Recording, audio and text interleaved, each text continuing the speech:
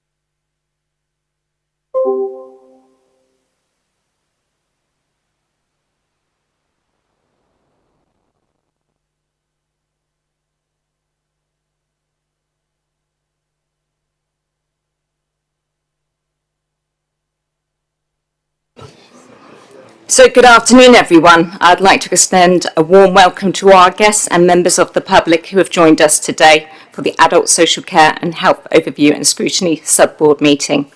This is being held in public so that the press and the public can hear the discussions of the Sub-Board. There is no provision for public speaking at today's meeting. However, Susie Colley will be addressing the meeting on behalf of the Heart Campaign for Torbay on this item. Developing a case for change for cardiovascular disease, cardiology and cardiac surgery service. We'll also have an item of selling illegal tobacco and vapes. Please note we are live streaming and meeting the various councils on the YouTube channel to encourage more people to encourage in our public meetings. The proceedings of the meeting will also be recorded. Please can you attain to refrain from watching the live stream as this will cause interference with our viewers. And we're not expecting a fire alarm testing today. In the event of an evacuation, you will hear a recorded message requesting you to evacuate the building. So then please leave by the nearest exit. The Riviera Centre staff will assist you. Once outside, will you please assemble in front of the tennis courts by the seaward side of the building. And can I please remind everyone to make sure that their mobile phones are switched off or on silent. So before we start the proceedings, I request attendees to observe a minute's silence as a mark of respect in the memory of former councillor Jean Torbay, who sadly she passed away on the 20th of July. Our thoughts are with her and her friends and her family.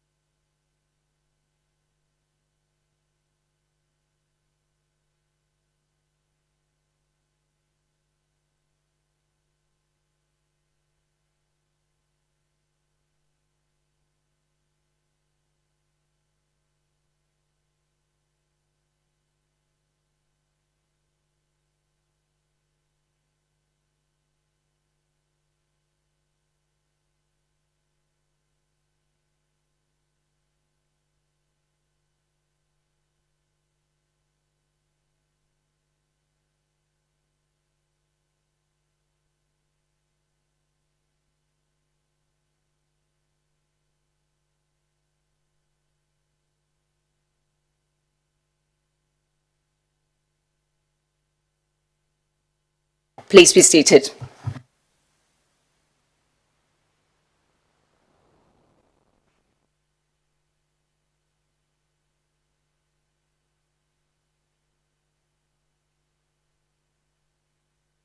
So we're now moving on to apologies and confirmation of the committee's attendance. Are there any apologies?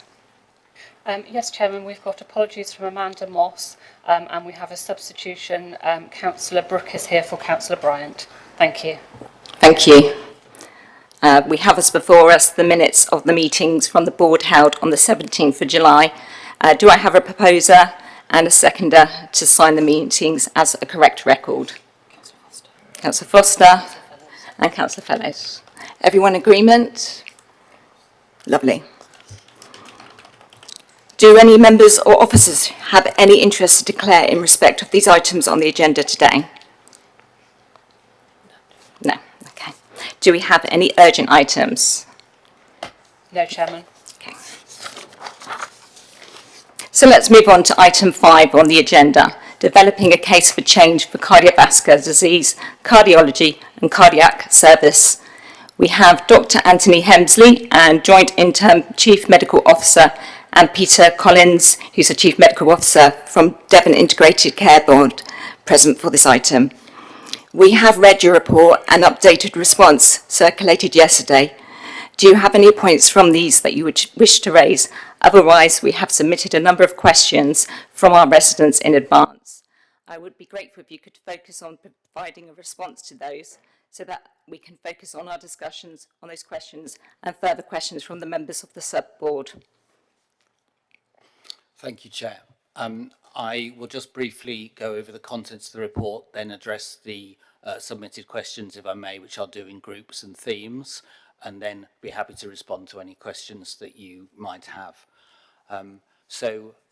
Members of the committee, I'm very grateful for us to have the opportunity to describe the current work outlining the development of a case for change, and recognising there are a large number of members of the public here, I wanted to make 2 points. Firstly, around a case for change is the development of an articulation of challenges that face the population of Devon in terms of healthcare, which is one of the statutory duties of the Integrated Care Board. I recognise that the Integrated Care Board brought a proposal in May, which it withdrew from its board, around a specific possible solution to the challenges that faced the population of Devon in terms of waiting lists for some cardiology procedures. We recognise that in response to public and clinical feedback that we had not engaged as widely as we should have done, and we withdrew that proposal. There are no proposals on the table today, and this is an articulation of the formation and clarification of the challenges that the Devon population face in terms of cardiovascular disease, which I hope is clear.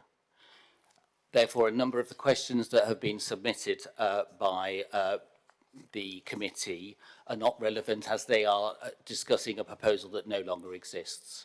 Where we are at the moment is we are articulating the challenges that face the population of Devon, cardiovascular disease being one of the largest killers of the population in the UK and locally, and one of the largest causes of preventable long-term disability. It's important that we get access to services right for the whole population, and that includes accesses to prevention as well as the interventions for more complex disease. In terms of clinical engagement, we are at the very start of this journey, which will take a number of months.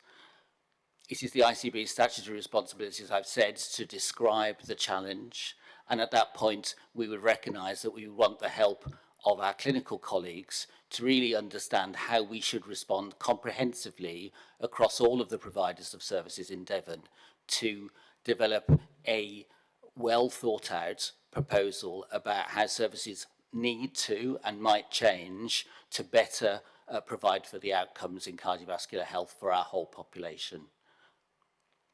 Happy to take any questions. Sorry, Chair, I should have just said there was a question that I haven't answered around how we are going to approach full collaboration with our clinicians and our public. I'm going to hand over to Dr. Anthony Hemsley, the Deputy Medical Director, who's leading on the work of clinical engagement, to describe our approach to that. Thank you, Chair. Just for full disclosure, I'm Medical Director at the ICB in Devon, working to Peter. I'm also the Medical Director for the Eastern Services at the Royal Devon, and I've worked there as a consultant for 22 years. I think there's some important context here for me around the rising demand that we have for cardiovascular services in Devon, and of course that's as a direct consequence of our ageing demographics.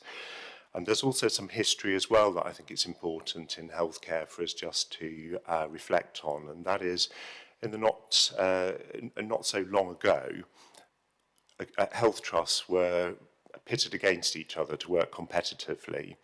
And I think it's really clear that that is no longer sustainable, particularly in light of the increasing pressures and requirements that we have to deliver healthcare. And so we're entering a new era of collaboration and one of, therefore, working together. And I think it's well recognised and described, the health inequalities that we have right now in healthcare across Devon. And by working together and by following a collaborative approach, then why wouldn't we do so to drive out the inequalities that we have in terms of access of services, timeliness of service provision, also decision making and processes.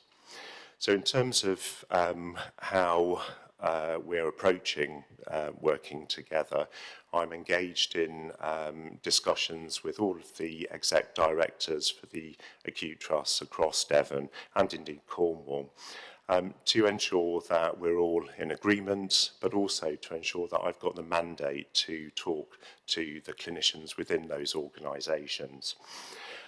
And I will be prioritising clinical engagement with our clinical stakeholders, and I think it's really important, particularly because of the history that we don't necessarily have in terms of strong collaborative working across all health sectors.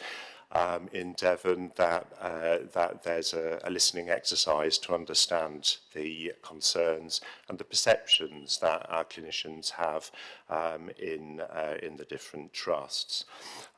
We'll be agreeing on how we're going to work together, and we will, of course, create a shared purpose, which is very much focused on patient outcomes and, as I say, driving down inequalities. And I think through that will then will come a plan as to how we're going to deliver care in perhaps a different way, but a more equitable way with better patient outcomes. So by doing that, we'll be creating a new Devon legacy as to how we're working, because this doesn't end in cardiology services, but is across many clinical services in Devon. And I think just finally, I want to allude to the NHS 10-year plan, because we need to make sure that our plan in Devon aligns to that, and most notably moving services from hospitals to community services, so services are closer to home. Focusing not only on illness but also on health prevention, which I think we can do better around, and of course moving from analogue to digital, and the engagement of EPIC, electronic patient record, from Raw Devon, but also Torbay and Plymouth will enable us to do that. Thank you. If I might add, Chair, just separately to answer a couple of the other questions. So the work that Dr. Hemsley has described is separate and distinct from a wider piece of public engagement that we will be continuing, both to better articulate the case for change once we've developed it, but also, as is our requirement, any changes and proposals that come for change once the piece of work is completed. We expect that to take a number of months, as I described.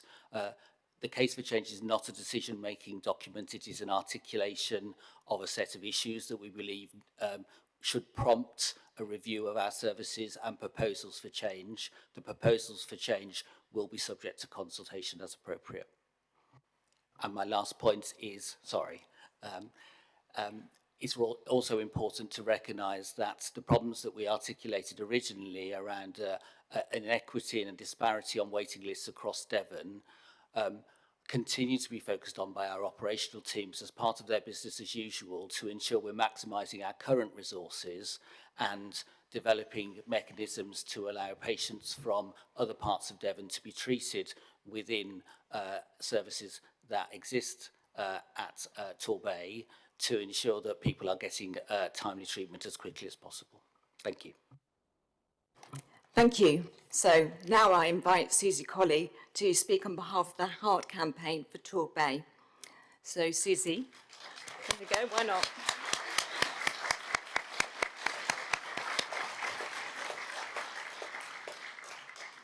Susie, you have 3 minutes, and I will let you know when there are 30 seconds remaining. You just need to put your microphone on there, Susie.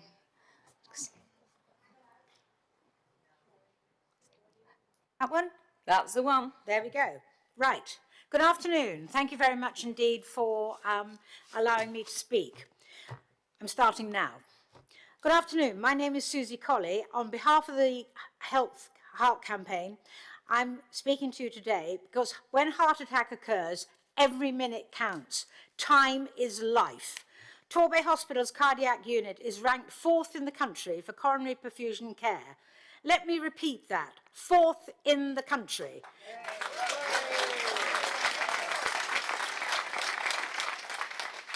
This is a high-performing, trusted and proven service, saving lives every single day.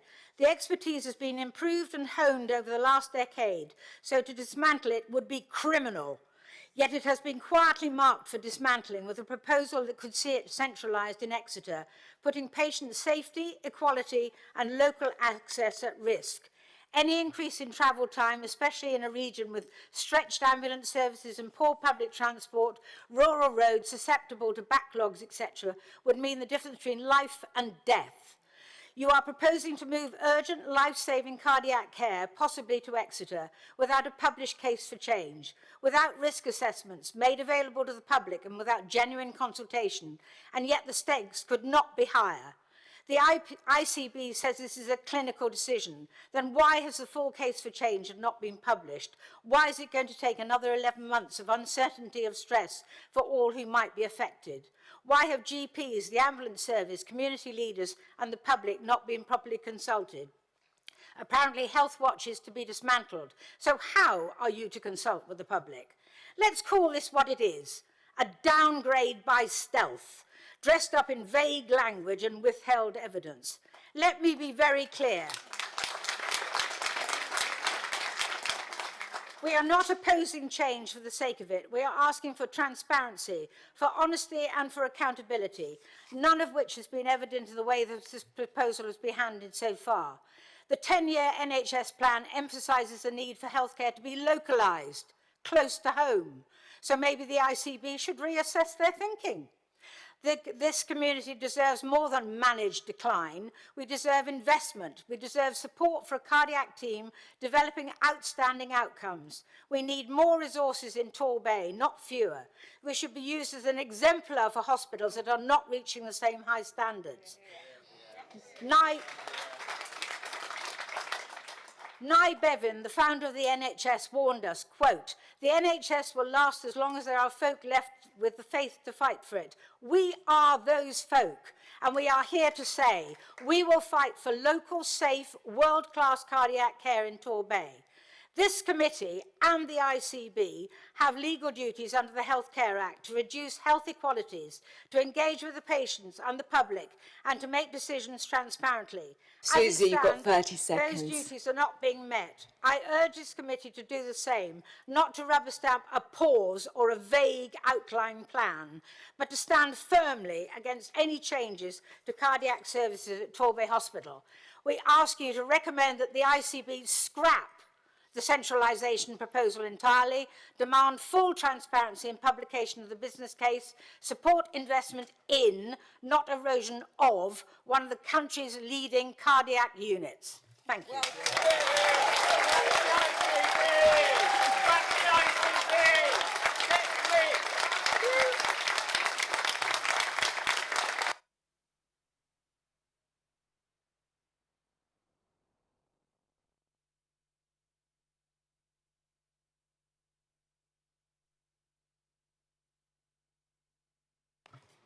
Members, have you got any questions? Councillor Foster, if you'd like to start the ball rolling. Thank you, Madam Chairman. I've got a number of questions. I presume you'd like to do them one at a time and then we can get better responses. So my first question is around that you speak about, within the answers, about the scope and who was involved with the decision as to go forward with the case for change. So my questions are around who was involved with doing the scope? Was it clinicians? Was it chairs of the hospitals? Were politicians involved? So as to who was involved. And also my second question on that is, were government ministers involved at all? And are they aware of what Torbay Hospital is proposing to do with the case for change here in Devon? So are politicians aware this is national, and also have they been involved with any of these proposals?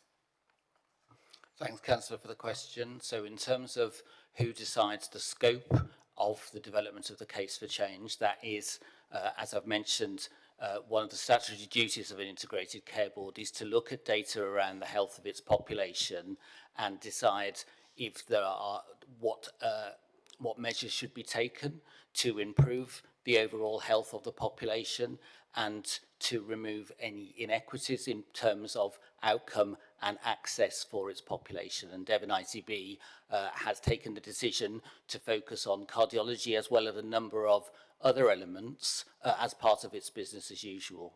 In terms of your second point around whether national politicians and ministers have been involved, I certainly know that we have briefed our local members of parliament and that they have asked questions in the House, and therefore the answer to both of those questions is yes, they are aware. They would not have been involved in the decision making.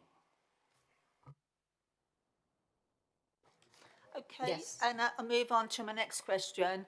In the report, you do speak about in-year improvement. We're well aware that Torbay is the fourth best hospital in the country for cardiac treatment. So my question, you speak about the wait times as one of the reasons as to why you're doing it. So could you tell us, say, for example, in Devon, Torbay Hospital, where is it in the league table of wait times that people are having to wait to see about their heart treatment? Thank you. So, as I'm sure people will be aware, the wait times for cardiac intervention are low at Torbay Hospital, one of the lowest in the region. But contrasting to that, they are one of the highest in the region and nationally elsewhere in Devon, and part of our responsibility is to ensure that the resources that we have across all of our providers of cardiology services are used effectively for the whole of the population, and that prompts the in-year work that we are doing to make sure that any spare capacity, so any cardiac time that is not being used within Torbay is used effectively for patients that live beyond TSD's borders. And I'll just do a third question and then I'll leave it for others to come in. So my question is around when anybody, any organisation does a change, there's obviously the housekeeping bit that's done about what are going to be the costs. Is it going to cost extra money? Is there going to be savings? So my question is around, on this case for change, what has been done about the estimated value of any financial savings per year? So I presume some have been done. Or else you wouldn't be looking at it. So what financial savings per year do you estimate that doing these changes is going to bring? Thank you, Councillor. And I would again point towards the fact that the case for change is not a proposal, and there are no proposals at the moment. The case for change is the articulation of a challenge. The challenge in terms of outcomes for the population, in terms of both outcomes for cardiovascular disease and also inequity of access across Devon. In terms of, clearly it is the ICB's responsibility to provide services within the allocation that is given to us by NHS England from government and the Treasury, and therefore it is important that we make sure that we maximise our services to deliver the best and the greatest benefits to the largest amount of our population. That's what the case for change should articulate. How we do that is subject to the consultation that we've described and working with our local clinicians, but it is really important for us to be able to articulate the importance of living within the financial envelope we're given, which we have a duty to make sure benefits everybody in Devon in terms of health. The best health is prevention. Complex cardiac interventions should only be there if we have failed in our ability to deliver prevention at a local level, as I think people have articulated. Thank you. Sorry, audience. The next councillor, Councillor Darling. Thank you, Kat. I'm sorry, madam, but you will need to take a seat. Sorry, madam. Right, so, Kat, sorry, thank you, Kat. So can I just, sorry, I'll just, sorry, so, question to colleagues from the ICB. It was really helpful that you withdrew the test for change. Can you explain why the paperwork that went to the board last week failed to have any figures and statistics with it? Because it felt very much like a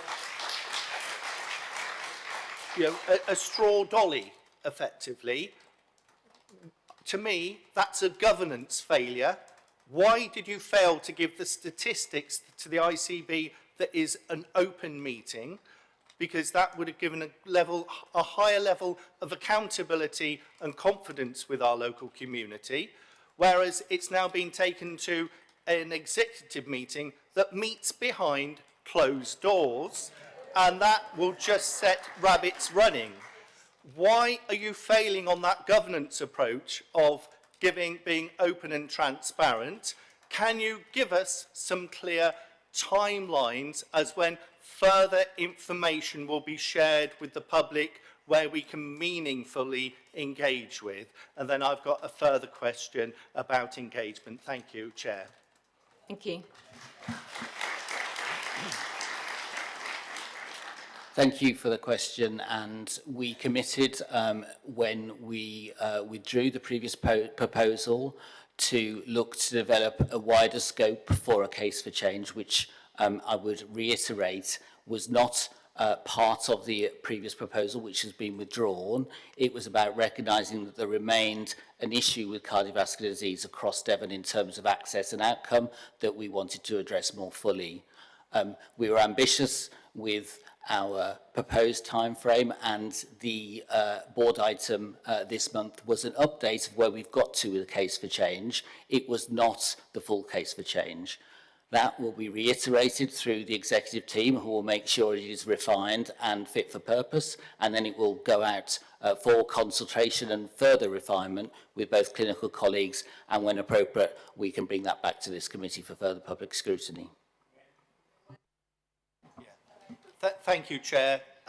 If I could have a clear date of when you plan to get that out, I'd be extremely grateful. The other area that I wanted to explore is engagement, clinical engagement, because I know I wrote to the Chief Executive of the Exeter Trust more than 2 months ago asking why did the Trust stop sending patients to Torbay to take off the waiting list. And I am fearful, and the colleague suggested how trusts historically had been against, effectively fighting against each other. How are we driving a culture change in the Exeter Trust? Because it does feel like gaming has been done, and I'm really worried that the lead consultant for this is actually based in Exeter, where they developed the last test for change that would have virtually ignored the good work that happens in Torbay. How can we have confidence? What key culture changes are you driving within the organisation to get that more collaborative approach that we should be seeing on our NHS?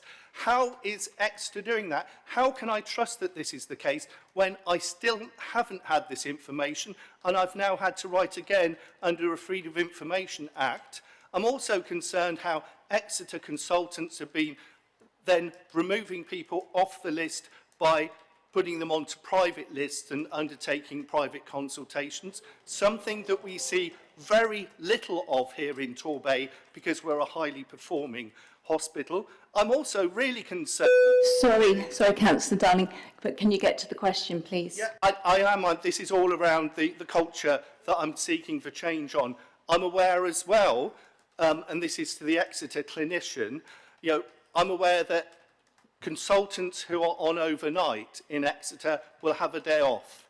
In Torbay, if they haven't had a too busy night, they will actually carry on the next day. That seems effective practice. I'm also aware that in Exeter, a follow-up appointment is booked in for half an hour. In Torbay, it's a quarter of an hour, so you can crack through so many more patients. It feels as if Exeter is bloated in the way that they deal with, whereas Torbay is efficient. How are you taking account of this? But most importantly, what culture changes are you driving within Exeter Trust to make sure you learn from Torbay? Thank you.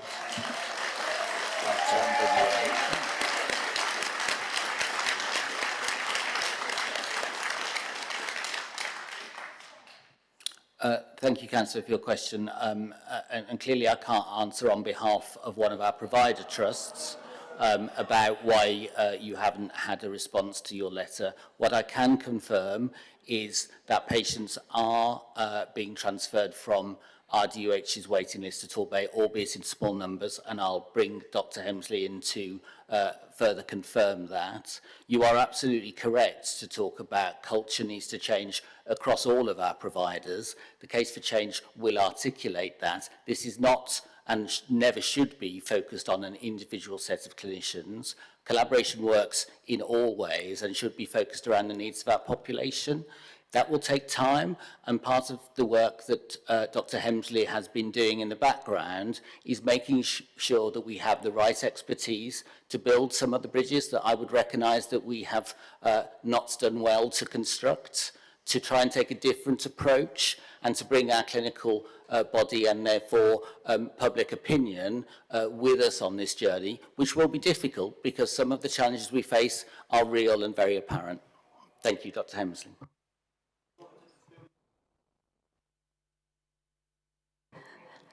Councillor Brooke. In a minute, Councillor Brooke, you may continue.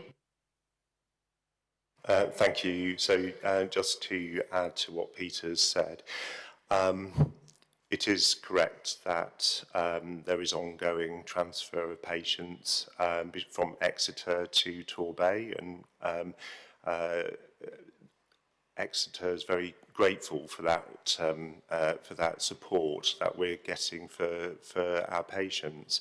And after all, this is about people of Devon, and we shouldn't be constrained necessarily, particularly in our development of clinical services, by boundaries.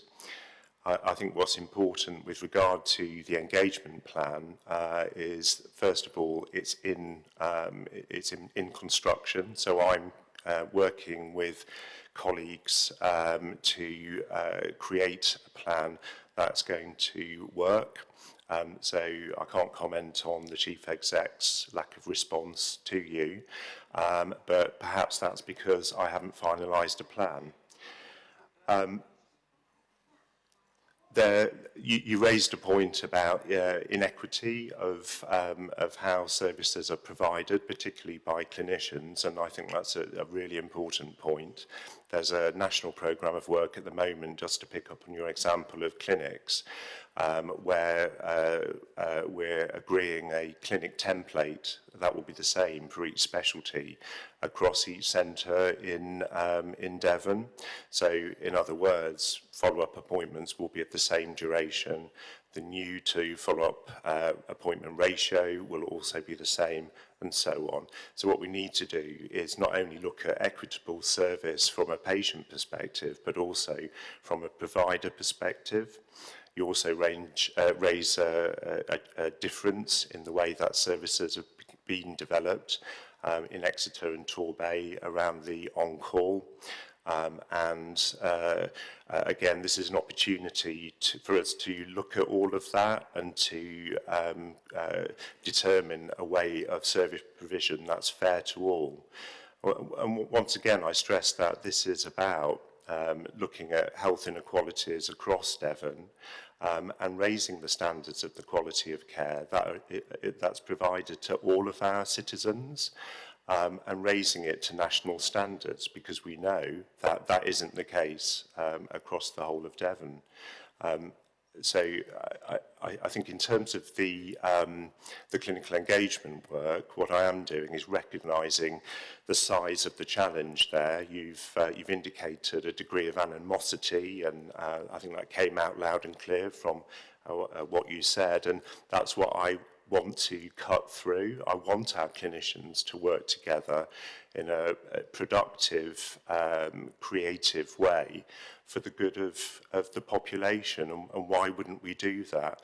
I don't underestimate the size of that challenge, but actually I do think it needs to be done, which is why I'm trying to help. Thank you. Councillor Brooks. Brooke. Thank you very much, Chair. The first thing I want to say is sorry my back is to the residents here. This design of here has been not too great today, but we are where we are. Cutting to the chase, Dr. Hensley, you didn't start off too well. You mentioned that we want to raise the standards for all residents in Devon, but you started off by proposing an action that would have reduced the standards for the residents of Torbay straight away. That's just my passing comment. I have a number of questions that I want to go through because... Could I respond to your comment? In a sec. I want to be polite. My wife's a nurse, my son's a doctor. I have great respect for the medical profession, but we are here to bat for our residents. And we need to be batting, and hard. I think, Susie, we might have been writing the same script. You scared the bejesus out of our residents when you pushed forward this proposal for removing the out-of-hours service. That's the first thing to say. You scared the living daylights out of them. They were, and in my opinion, they were rightly to be scared and worried. I read actually on the NHS England website, on the heading of heart attacks, don't delay treatment. The NHS is ready for you. It's obvious that the time to get into Torbay Hospital is a darn sight quicker than it is to go over to D&E in Exeter.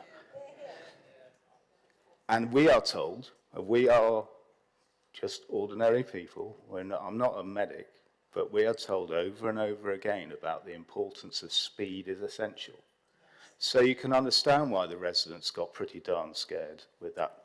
Now, I understand you've withdrawn that proposal.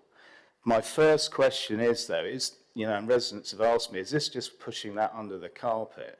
And actually, Case for Change is an indirect way of getting the same outcome. So that's my first question. Sorry, Councillor, I didn't realise you were stopping there, so I'll answer that question.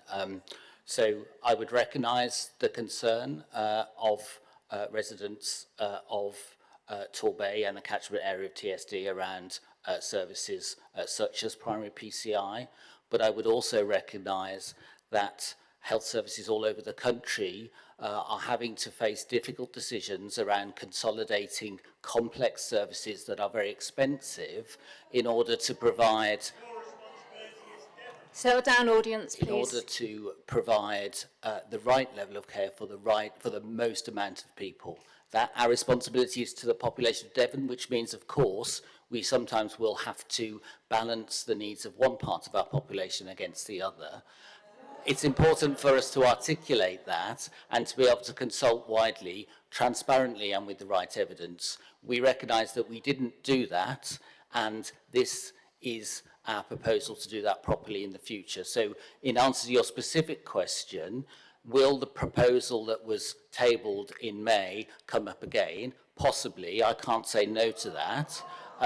But if it is, I would expect us to have, our clinicians to have been part of generating alternative proposals and to understand why any decisions were made about how one is favoured over the other.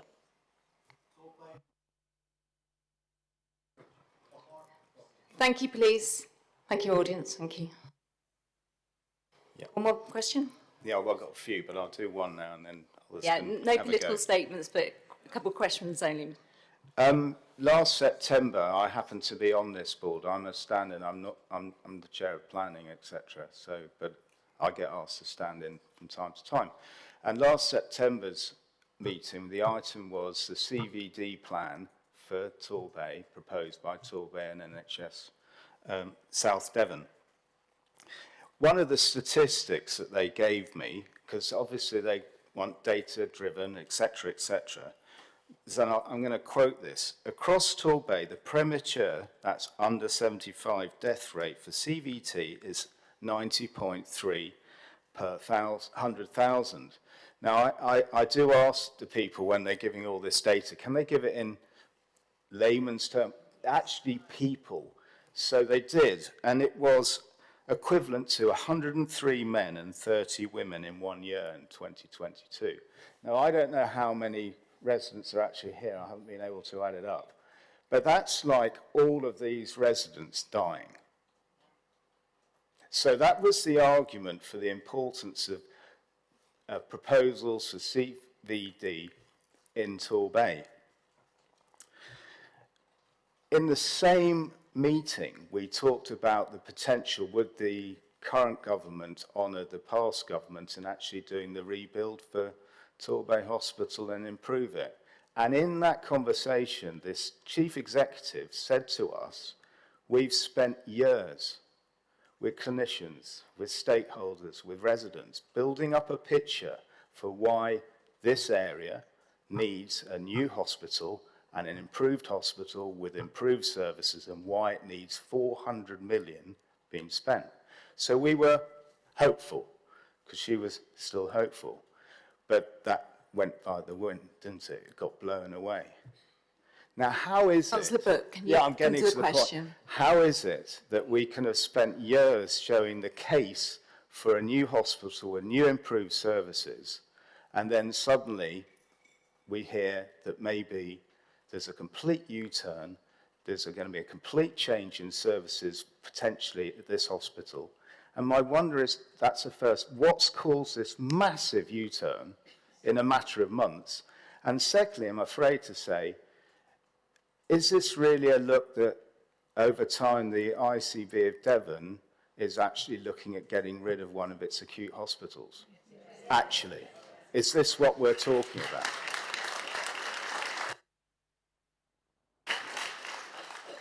Thanks, Councillor. And I think I'd refer to the government's recent publication of its 10-year plan, Fit for the Future, which clearly signals changes that are required in the health service in order for it to be affordable and deliver the best outcomes for the whole population. Treatments of cardiovascular disease is not just about the treatments that happen, the complex treatment that happens in hospital. It is about what should be happening in our healthy communities, about encouraging our children and our adults to exercise well, to eat well, to not smoke. It is about how our primary care services encourage people to think about their blood pressure, to have treatment for early prevention of cardiovascular disease, both primary and secondary prevention, in an effort to reduce the need for complex interventions such as PPCI, which is the subject of the last proposal that has been withdrawn. In order to do that, everybody must change. We have to change as a population. We have to take more responsibility for our own health and the health of our communities.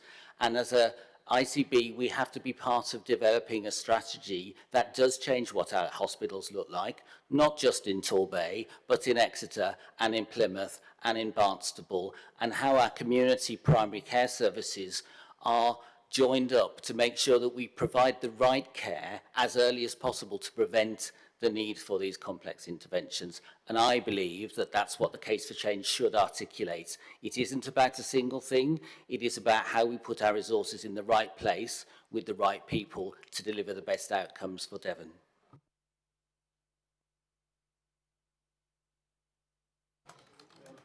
Settle down, please, audience. Councillor Book, did you have another question? Yes, I did. And I'm hearing you. We talked about with the last meeting. You've got to deal with prevention, but we're talking about the emergencies here. You started off by looking at cutting the services on emergencies. It could take years, if not longer, to change the habits of the population. I'm actually the poster boy for that meeting, because at the meeting we were offered free blood pressure tests, and I said, fine, I'm sporty, and I thought I'll be all right.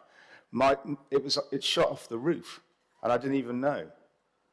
You know, so that triggered me, but I have to say the ongoing help to deal with that has been pretty pitiful in our area, but that's another subject. My next question is, I noticed, and this is what we're going to, the heart of it, who's batting for Torbay and South Devon. I noticed that you mentioned national and regional stakeholders having an input, and that you get data from the, so I looked up, and I got data from the Devon ICS CVD study and work, and it paints a very bad picture for Torbay. For residents who don't know, this is a work, it gets all the data on the health and access to administrations, etc., relating to cardiovascular disease, etc., for the whole of Devon. And they do it it's like red, amber and green to show where's the nasty police, we're in trouble, green's doing okay. In that data, the Torquay PCN is red for the highest IMD. I had to look that up myself. IMD is indices of multiple deprivation. So Torquay is the top quintile, the top 20% of the most deprived area. It's red. Interestingly, then it gave admissions for 23 to 24 for circulatory disease. Again, Torquay is red with 517, joined by Brixham and Paynton, also in red, with 536 admissions. I noted, though, interestingly, Exeter City and Exeter West are in green for admissions. So, Councillor Brooke, my question is anybody from the Torbay and South Devon on the cardiology review group, number one? And then secondly, in this inputting and in these from regional stakeholders, who specifically is going to be representing Torbay and South Devon to highlight these issues? Thank you.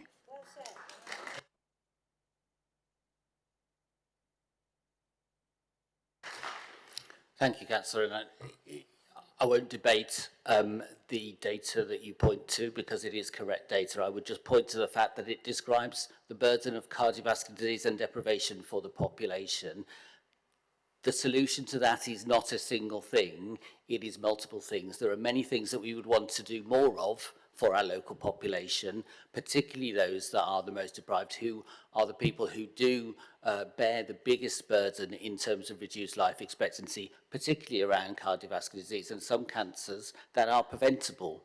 But the work there is about, again, the focus on early intervention and prevention, and in order to do that, we have to balance our resources as effectively as possible, and that does mean difficult decisions about how we spend our money and what services we can afford to support safely, and that is part of the development of proposals against the case for change. In terms of representing the population of Torbay, in the ICB, our responsibility is to balance the entirety of our population and to consult widely on any proposals, including with this committee, with its statutory duty of oversight, in conjunction with our directors of public health, who represent the population of Torbay and South Devon, and also with clinicians who are drawn from a wide range of providers, both within our county, but also importantly outside of our county, to provide some objective oversight of the work and the proposals that we do. But Mr. Collins, my point with the data was showing that actually this area has got the highest need. And therefore, if I'm right in that, when I raise, it's the long-term plan, funding is actually to get rid of a hospital or downgrade it to a cottage hospital. You know, if Torbay is showing data-wise its most need, then that's higher than, say, Dearney or Derriford. So, number one, is anybody from Torbay and South Devon actually on the cardiology review group? If so, can there be? That's the first. So I just want to draw the distinction between the two different groups. So there is the engagement group of clinicians who by definition include the TSD clinicians. So they are representing, I think you would agree, the interests of the population of Torbay and South Devon. In the wider engagement group, we are yet to develop the full proposal about the constituency of that, and we have committed to do that in September, and I'm happy to ensure that the right membership, which will represent the whole of Devon, will be on that, and I'm happy to advise you when that has been done. Thank you. Doctor. Thank you, and sorry to interrupt. I just wanted to pick up on the discussion around prevention, health prevention, because it does range right from the very beginning, as yourself and Peter's described, in terms of complete prevention, if at all possible. But actually, health prevention is on a spectrum, so it slides into where there's existing disease or known disease, and it's about limiting progression of that disease. So I think I think it would be helpful for us to understand that health prevention is an important part of this. It's also about existing disease mitigation right through to the urgent and emergency. And if I could just come back on your comment whilst I've got the microphone cheekily, you said that right at the beginning you made a comment around how I didn't start off very well because of the previous plan, and then I, of course, started to talk about Devon as a health system. That is my position, so I've come here today to talk about going from this point forwards and how we do that successfully and together. So I just didn't want the two to get sort of confused, I think, with my presence. Thank you. Councillor Brooke, sorry, perhaps waiting to speak.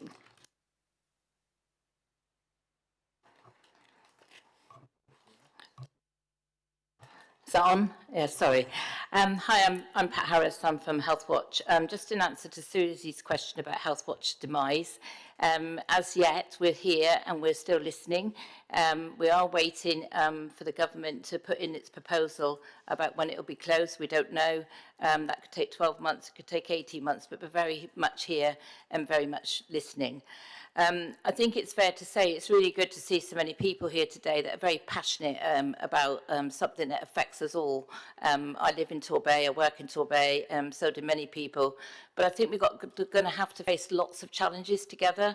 I think, you know, we've heard a lot about how things are changing, and we've got to try and work better together. I think it's great that it's been stopped and there is a case for change now, because there will be an opportunity for more of an involvement. And one of the things that Health Watch will be doing is to ensure that actually that involvement is wide and it's scoped well, and that there is an answer and a proposition that meets all the requirements that are needed. So I just want to put an assurance in that we will be working to make sure that that service user voice is very much in that engagement activity, along with the clinicians and everybody else. But I just wanted to say that Health Watch will be here and it is business as usual. Thank you, Ben. If you don't mind, I've got a couple of questions myself. So, case for change. I'm just interested to know why you've gone for cardiology, as in other organisations in the country. They've looked at different subjects. So I was just wondering why here it's cardiology. And also in the report, something similar to what Councillor Brooks said, we like to see a few graphs and a few numbers just explaining exactly how it compares to the rest of Devon. So it would have been nice to see something like that. But yeah, that's just a couple of questions there. Thank you, Chair. And Councillor Brooks actually did my job for me in a way, because I think the reason we started with cardiovascular disease is because it is the biggest cause of preventable or reducible mortality or death for the population of Devon as it is nationally. So it is that's the logic for starting with the things that cause the most problems for our population. In terms of the data that you would expect to see, I would agree with you. It is important for us to articulate our data, and I would refer back to my answer to Mr. Darling previously, which is that this is not a finished case for change.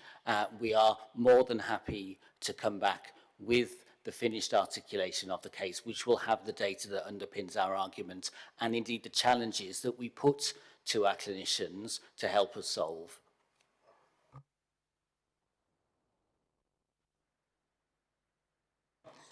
Sorry, audience, it's committees, and actually there's some questions from the councillors on the floor. So Councillor Long, was that? Yeah. Thank you very much, Madam Chair. And it's a meeting this size is very difficult to chair, so I don't envy you at all. And it's good to know that Health Watch is still here. I suspect that's the next campaign we'll have to try and keep you. Just to,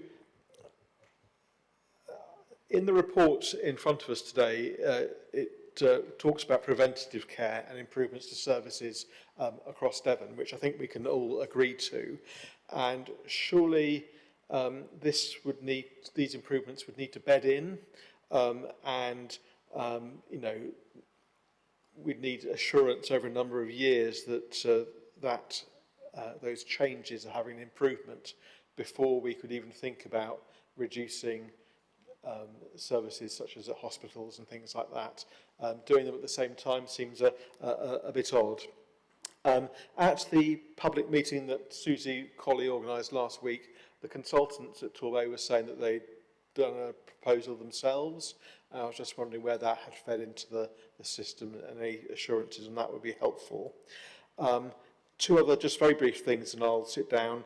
I understand that the board papers apparently said that the number of people with cardiology problems was reducing, which contradicts the report that's in front of us today, and I wonder what the story behind that is.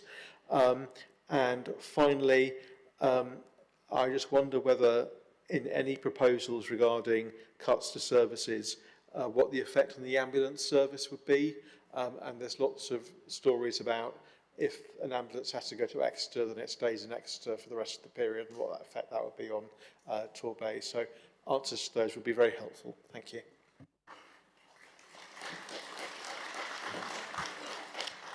Thank you, Councillor. And on your first point around the utility of double running, I think it's a really important pointer and request for people, for the public and our clinicians to continue to engage in Devon's ICB's reworking of our strategy, which will talk about the long-term changes that we need in order to allow us to focus more on development of prevention and our communities in line with the 10-year plan. Any proposals clearly need to articulate the speed in which they could be enacted and what the rationale is for that change, and how, as you would expect, we make sure that any changes proposed are safe for our population.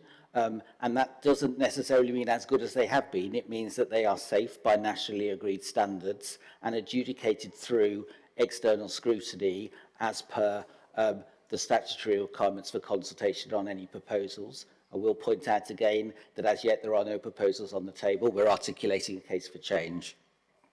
In terms of the point that you made about a reduction in cardiology outcomes, I think that you described in the board papers, as ever, data is really complex and it's never about one thing.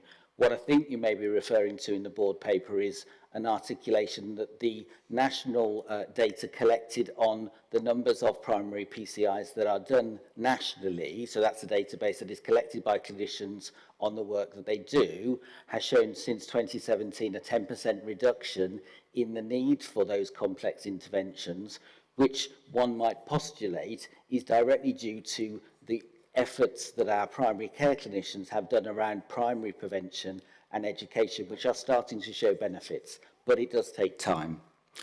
In terms of your question around the ambulance service, then again, there are no proposals on the table. Any proposals as part of the workup and part of making sure that all changes have been articulated with all stakeholders and we have ensured that any changes are safe, we would expect a full consultation with partners such as the ambulance service to make sure that their data are recorded with ours.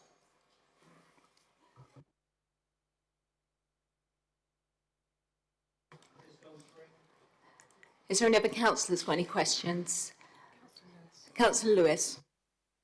Thank you very much indeed, Madam Chairman. And first of all, I must give apologies for Councillor Dave Thomas, the leader of the council. He's actually at a governor's meeting as we speak at Torbay Hospital, and I'm sure he will be putting the case. And he asked me as the deputy leader of Torbay Council to come to this meeting to say how much the administration are against, and I'm sure the whole council, any closure of the cardiac unit at Torbay Hospital.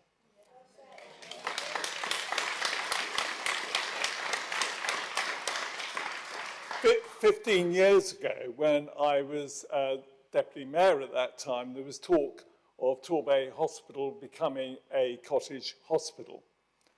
And our biggest fear is that that is the route that is now being taken, and that the cardiac unit is the first of many, which will then close, and by definition, we will end up being a cottage hospital. And I think by you being here today, you can see by the audience, we don't often get an audience of this size for adults overview and scrutiny meeting, and the meeting the other day organised by Susie Colley, that there is a real fear in Torbay. And don't just take the population of 140,000 for Torbay. We have a lot of visitors that come here every year. Very many of them are elderly and need a cardiac unit at Torbay Hospital. So please think again. We don't want a cottage hospital. We want the full service, a full hospital at Torbay. Thank you. Thank you, Councillor Lewis. Is there any other councillors who've got questions? No, I've got one last question. So I was just wondering how is the ICB going to learn from the strength of the concern from the public, and how will they engage with the public in future?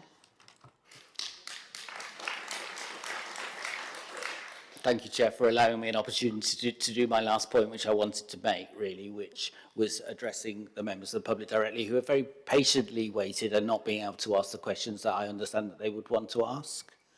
So I don't shy away from the difficult job that I do, which is to balance the needs of the whole population of Devon, and that's the job that I signed up for. And that requires a lot of difficult debate about the challenges that the health services face and some very unpalatable decisions that we all have to make. I don't recognise, to the Deputy Leader's point, the term cottage hospital anymore, because I think the 10-year plan articulates a need for all of our providers, both what we would recognise as current hospitals, to change. I recently went to the Nightingale Hospital, which didn't used to be a hospital at all. And I think we have provided really effective services for our greater population of Devon to reduce some of the backlogs that occurred during COVID. These are all changes that we necessarily need to make, and existing within very limited resources means that we have to change the way that we provide services.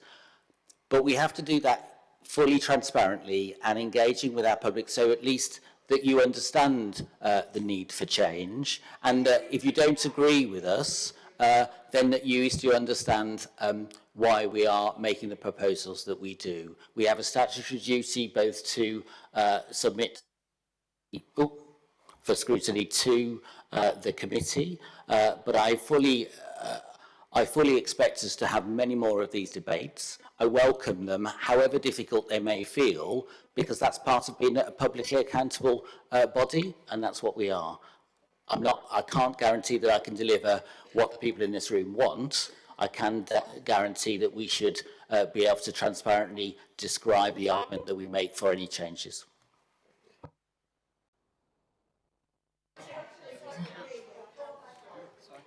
Councillor Darling. Thank you. Can I just ask, sorry, Chair, the problem I've got is that we've had a lack of transparency so far. And Audience, can you please settle down? Thank you. I've asked, and the chairman have asked, when can you please give us a clear date of when you'll be unveiling the change proposals? You know, you've had 2 months since you decided to walk away from what was a wrong decision.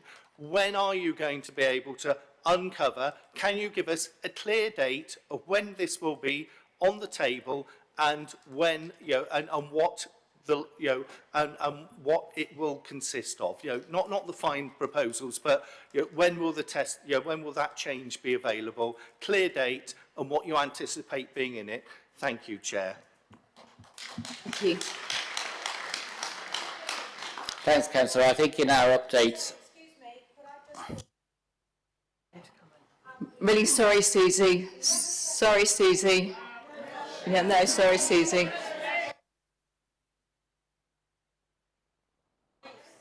have no confidence in the ICB, so we'll make it quite easy for you. Leave Torbay alone, go up the M4 and deal with people up there. Leave us alone. Thank you. Moving on.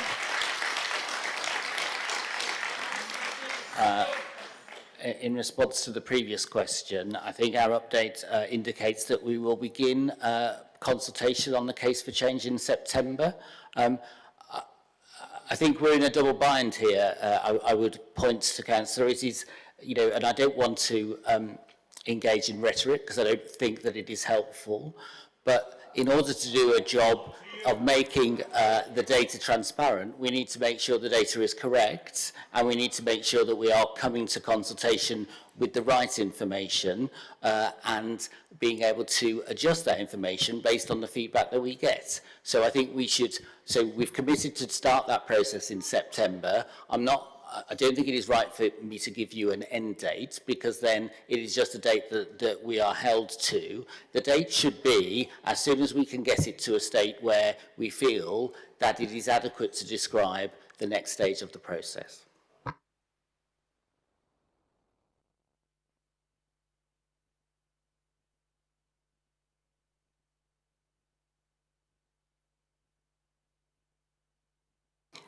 I'm afraid now we need to move on, so we're going to talk about recommendations.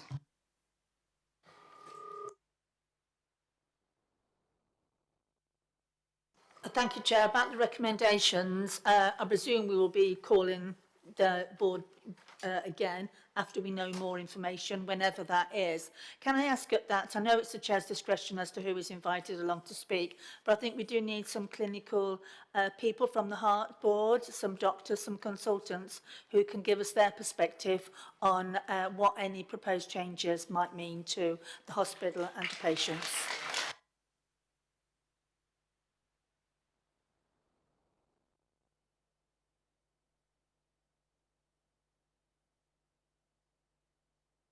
Thank you, Chair. I think we need a clear date and scope of the next steps. It has been like nailing a blancmange to the wall so far this afternoon.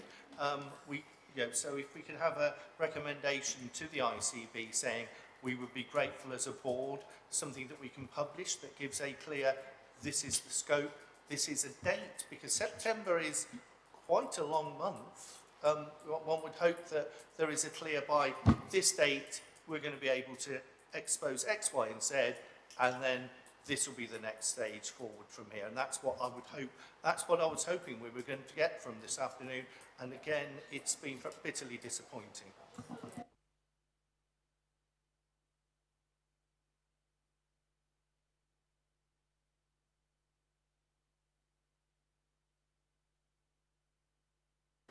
I mean, I would agree to that recommendation, but obviously we need to word that because we do need a date. It's clear.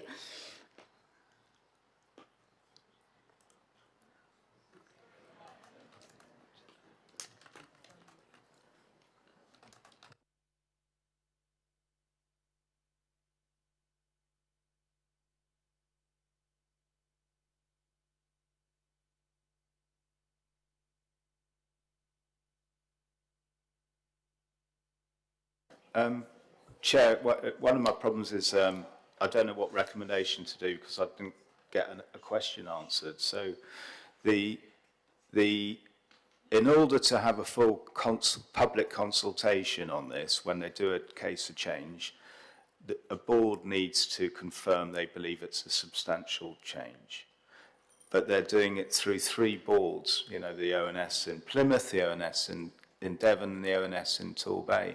And one of my queries was, when they come back and we say, well, it's substantial because it's negative for Torbay, but the other 2 say it's not substantial, do we need all 3 committees to say substantial and then you have a full public consultation, or doesn't just need 1?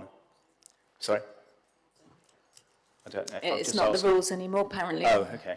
I don't know. That's where I want to know what's the procedural, because I don't know. Yeah.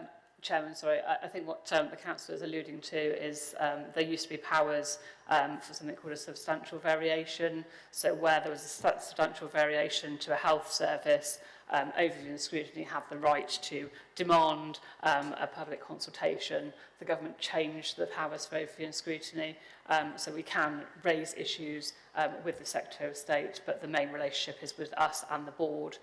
So I think, you know, you've heard today, and I think, you know, we'll move on to recommendations shortly.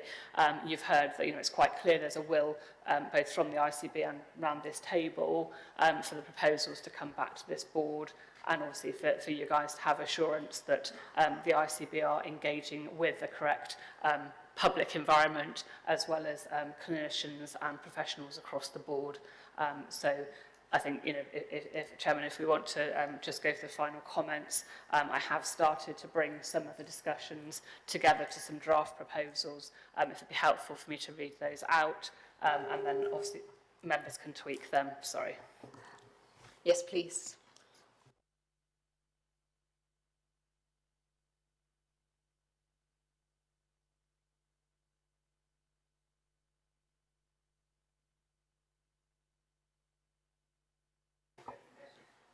Okay, thank you. So I think, you know, the key thing is here, so these would be the proposed recommendations, that, you know, that the Integrated Care Board requested to note the strength of concern from Torbay residents and considers how they can further engage with residents as they develop their case for change. I think it's been alluded to today. That the ICB requested to provide the sub-board with details of who will be involved in the engagement with the case for change, so they can be assured that all relevant groups are included, and confirm the date that the case for change will be available for publication, and that the ICB requested to engage with this sub-board as they develop the case for change and any other significant cases for change, picking up Councillor Brooks' point, to healthcare affecting Torbay's residents, and that appropriate professional colleagues be invited to the board to give evidence. Thank you. Hazel? Yeah, thank you, Chair. Can we also add on that, along with clinicians and, as you say, professionals, that we also, as to how many, I'll leave it to you, Madam Chairman, allow some members of the public. So there might be some members of the public who might want to say about their experience, and you know, having heart surgery or going through the process. So I'm just wondering about how we can widen a little bit as to, as a board, who we listen to, and as we make our judgments as we go along. So Chairman, sorry. So I would request that the detail of that meeting is taken offline, because we need to discuss how we would manage such representations. And again, I think some of that would be helpful to have discussion with colleagues such as Healthwatch and the ICB to see what evidence is gathered, because what we don't want to do is duplicate work. I know Healthwatch do an excellent job working and getting the voice of the public. It may be that they have some work that can feed into that. So I would recommend, if possible, that we take that element offline, give assurance to the public. We will certainly consider how best to do it, as we've had Susie represent the residents today. So, you know, clearly this board very much want to hear from the public. You know, we are here to listen, but that's kind of getting into the detail of that meeting. So I think we need to have that as a separate matter, and learning from today, I would suspect that we'll end up back at this venue so that we can accommodate those that are interested in coming along. Thank you.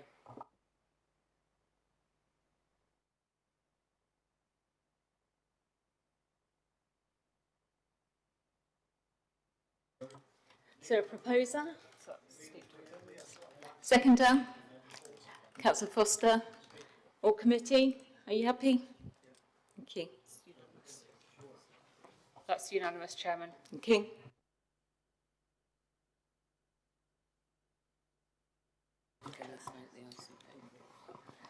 So I'll thank ICB for coming today. Thank you, audience, for coming as well. We are now calling a 5-minute break before the next subject. Thank you.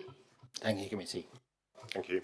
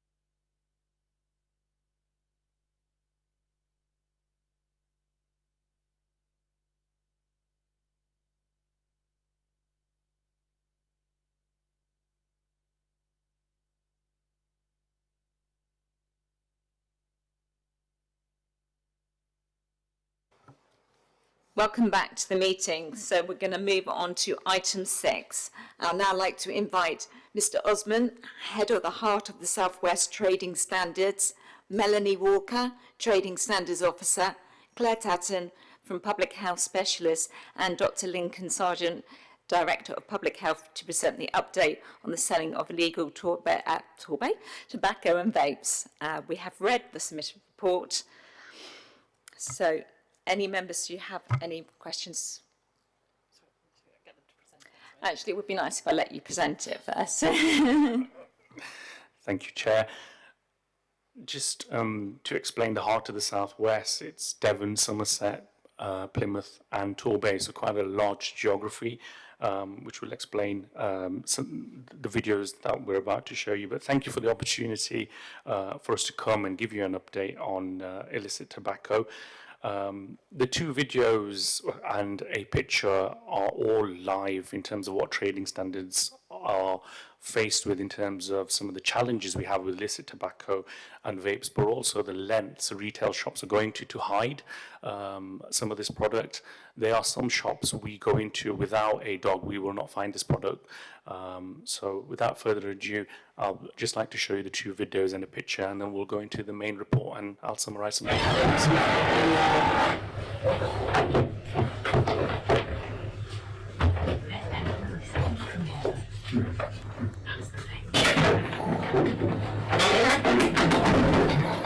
This has been here a while. Well, I've never been in here before. Have you been in here before?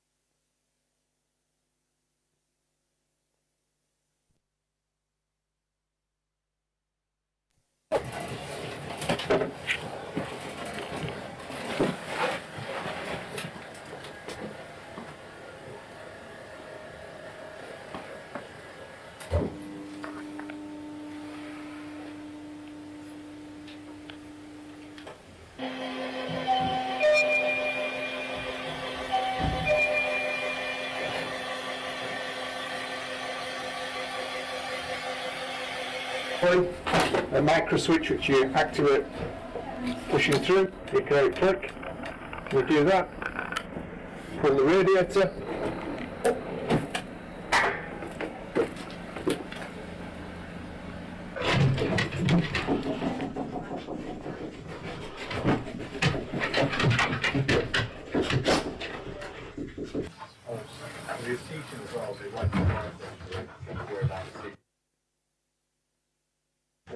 You get Chloe.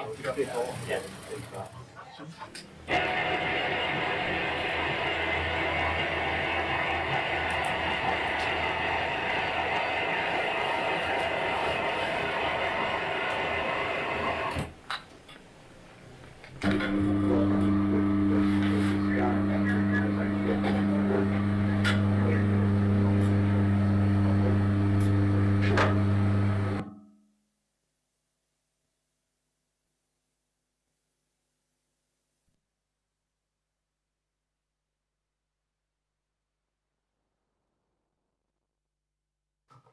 So they say a picture shows 1,000 words. That is actually a shower cubicle, and you can see there's a secret compartment all filled with illicit tobacco and vapes. And apologies if it was too small, but what we are finding is it's hidden in lights, radiators, hidden compartments underground, flutes where somebody upstairs is feeding this product through. So quite a sophisticated, organized crime in terms of what we're used to the point where our officers are now having to go with body cams and stab vests. So your local government officers are now going into retail premises with stab vests because of the concern of the criminality. So thank you for that. Hopefully that gives you an idea of some of the challenges. If I can just pick up a few points from the report, just some key elements, and then we're happy to take any questions after that. So what is obvious is there has been an increase in illicit tobacco and sales and vapes. We are working with the Department of Health, HMRC and Border Force to explore why the product is coming into the country in the first place, and more work required at the ports and borders. It does link into organised crime. It's not just illicit cigarettes, tobaccos, there's also hand-rolled tobacco.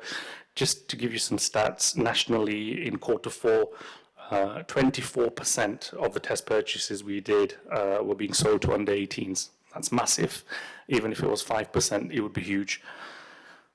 So just to illustrate, 2.11 gives you some statistics in terms of what we've done in Torbay. By the way, some of those pictures and videos are local Torbay shops. And you'll see in 2.1 the retail value of some of those goods. And I think Mel's got some latest figures. Yeah, just in addition to the seizure stats, since this paper was written, we've seized a further 560 packets of illicit cigarettes, 150 pouches of hand-rolling tobacco from just 3 premises in Torbay. This has been part of leading on to 4 closure orders and an alcohol licence review, which is pending. And we've already seen a new shop open as a result of the closures of the previous shops. Our intelligence suggests that these supply chains are linked to organised crime, and what is worrying is we've found intelligence relating to firearms, drugs, modern slavery, grooming, people trafficking and illegal immigration, and some of them of late has even been terrorism. So it's not just I'll buy a cheap pack of fags from my local retail store. The organised crime is significant. Just going to move on to single-use vapes and just to address really what some of the retailers have done. So the legislation has come in terms of single-use vapes, but very cleverly what some of the manufacturers have done is just put a USB port on the end of it, which cost them pence, and it's no longer not single-use. So these are some of the challenges that we've got, but also the legislation we feel has been a little bit poor. So just to explain that a little bit, we could give fines of £200, but some of these retail shops selling this product are making £2,000 a day. So again, there's a balance there in terms of are they just giving us a bigger enforcement burden. Some of the recommendations covered in section 3, we understand that vapes are important, and public health colleagues, we're working with them. We're also supporting businesses not selling them to children. There's various schemes that we support. But I have to be honest and transparent in that we have limited resources, and even with all the efforts that we're doing, we're not eradicating sales. We're only really servicing the tip of the iceberg.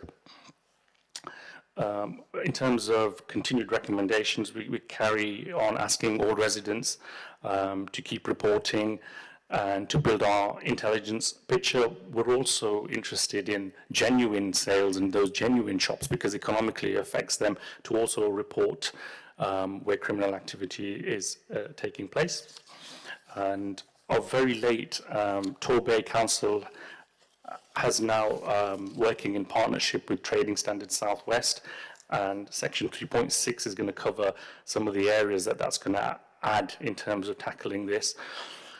One thing I'll mention in there is we're talking about children. Children tend to experiment. I think we've all been there. Our concern is the hospital admissions, and this is the national picture, especially when spice, which is a synthetic drug, or cannabis oil is being added to vapes and then being smoked.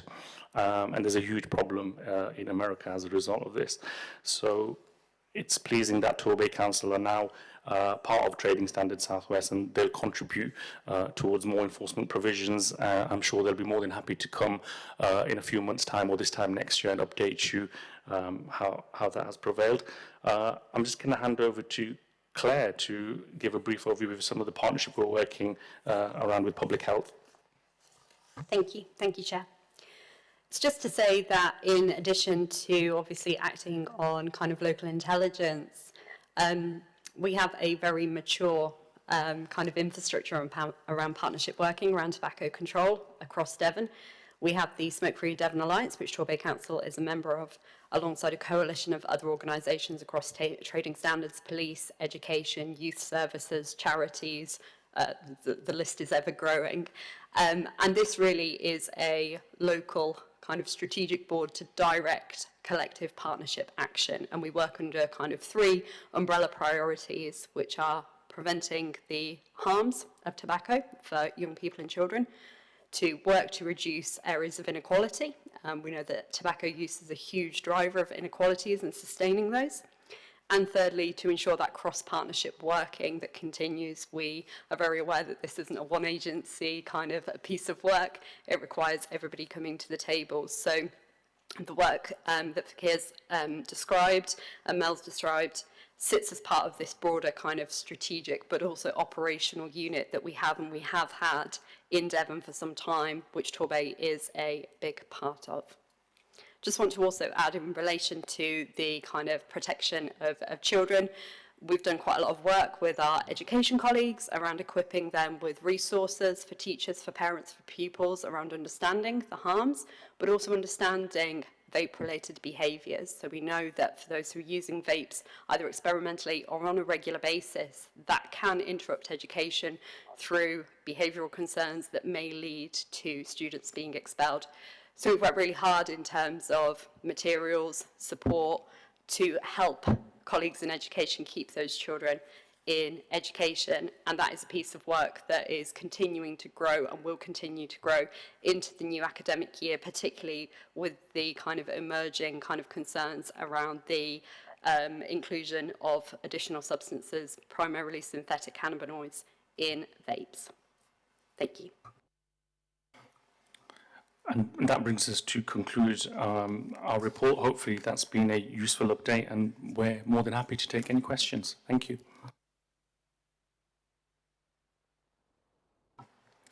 Councillor Fellows. Thank you, Chair. There's 4 shops, I think 5 shops being closed in the last few months when you raided them. 4 of those are in Paynton. 2 of them have been raided several times over the years. One of them I was reporting 4 years ago, 5 years ago maybe. You'd raid them, you'd take the cigarettes, you'd take the vapes, next day they'd be open again. All of a sudden those shops have been closed down. Has something changed so you can enforce that closure for 3 months? And what happens at the end of 3 months? When that 3 months runs out, can they just open again? Or if you can just update us on what will happen at the end of the 3 months. Yeah, thank you. The 4 shops, you're correct, we had raided a few of them on previous occasions. I personally have attended those shops and been part of the team that's enforcing. What has changed is, so trading standards, we cannot close premises. We don't have the power to close premises, and we rely on either the district council, the unitary authority, or the Devon and Cornwall police. What we're seeing at the moment is a really big appetite from Devon and Cornwall police to work with us, especially following the raid on the American shop, during which cannabis was seized. And it's on the back of their appetite for taking these closure orders. The reason we've not gone out and done every shop is purely the officer capacity. There's myself and a colleague that lead on tobacco for the service, and we just cannot physically get to every premises. We have over 30 shops of interest in our whole service area, 13 of which are Torbay. We would love to be here every day, but we just can't facilitate that, unfortunately. In 3 months, to answer your question, in 3 months' time, yes, they can reopen, unless we have grounds to apply for an extension. And again, that would be in conjunction with the police. What we will be doing is when they reopen, I can already say that one of the shops, the tenant's been evicted. So that's what we kind of hope, that the landlords will evict the tenants, and they'll move new people into the premises. What we will do is we will be looking at these shops when they reopen. We'll be sending our test purchasers back in, and if we find that they are still selling illegal tobacco, which I don't doubt some of them will be, then we'll go through the process again, and the police are really, really keen to support us with that. Councillor Darling. Thank you. And sorry, I'll stand because I feel happier standing. What is the price difference between legal and illegal tobacco? That'd be really useful for us to get a feel of how big that difference is.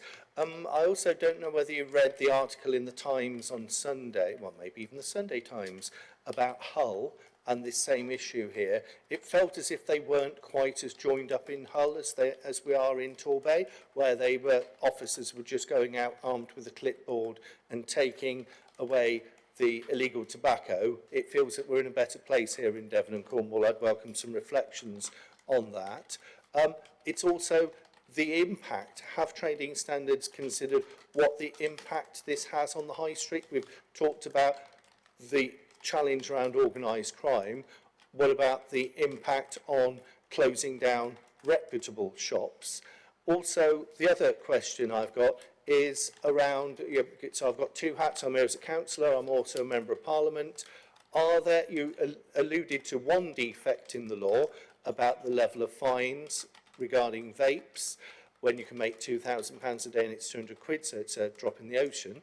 Are there any other defects that it'd be useful for the committee to be aware of that some of us who have the opportunity might be able to take up elsewhere? And then my final question is, you talked about lack of capacity to be able to drive this fully. What would be adequate capacity to be added to the team to be able to totally prosecute this as a breaking of the law that massively impacts on our high streets? Thank you.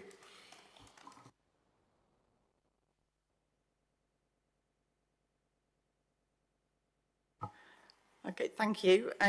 Quite a lot of questions there. We'll try and work our way through it between us. Firstly, the price. The price does vary, and it varies region to region, premises to premises, but I can say that an average packet of cigarettes, counterfeit or non-duty paid, will be between £5 and £7. This compared to the legitimate retail value of, I said, £15 to £20 for a packet. Hand-rolling tobacco, we're seeing two distinct differences with the hand-rolling tobacco. You have counterfeit tobacco, which is purporting to be your everyday brands. We're seeing that being sold, again, as low as £5 a pouch, sometimes £7. The non-duty paid, which is the duty-free, which would have been brought in, from, say, Turkey, for example, we're seeing that being sold for around £15 to £18 a pouch, compared to, if you went to Tesco, these pouches would be anywhere between £35 and £40 a pouch. So it is quite significant, the price difference between the illegal and the legitimate product. With regards to, I may be moving forward, but you asked on the impact on the high street and the closing of reputable shops. I'm not aware that we have closed or been involved in the closure of any shops that are reputable, and I would deal with that. If that was put forward, then we would deal with that. These shops are, they're predominantly there as a front for the sale of illegal tobacco and vapes. Excuse me.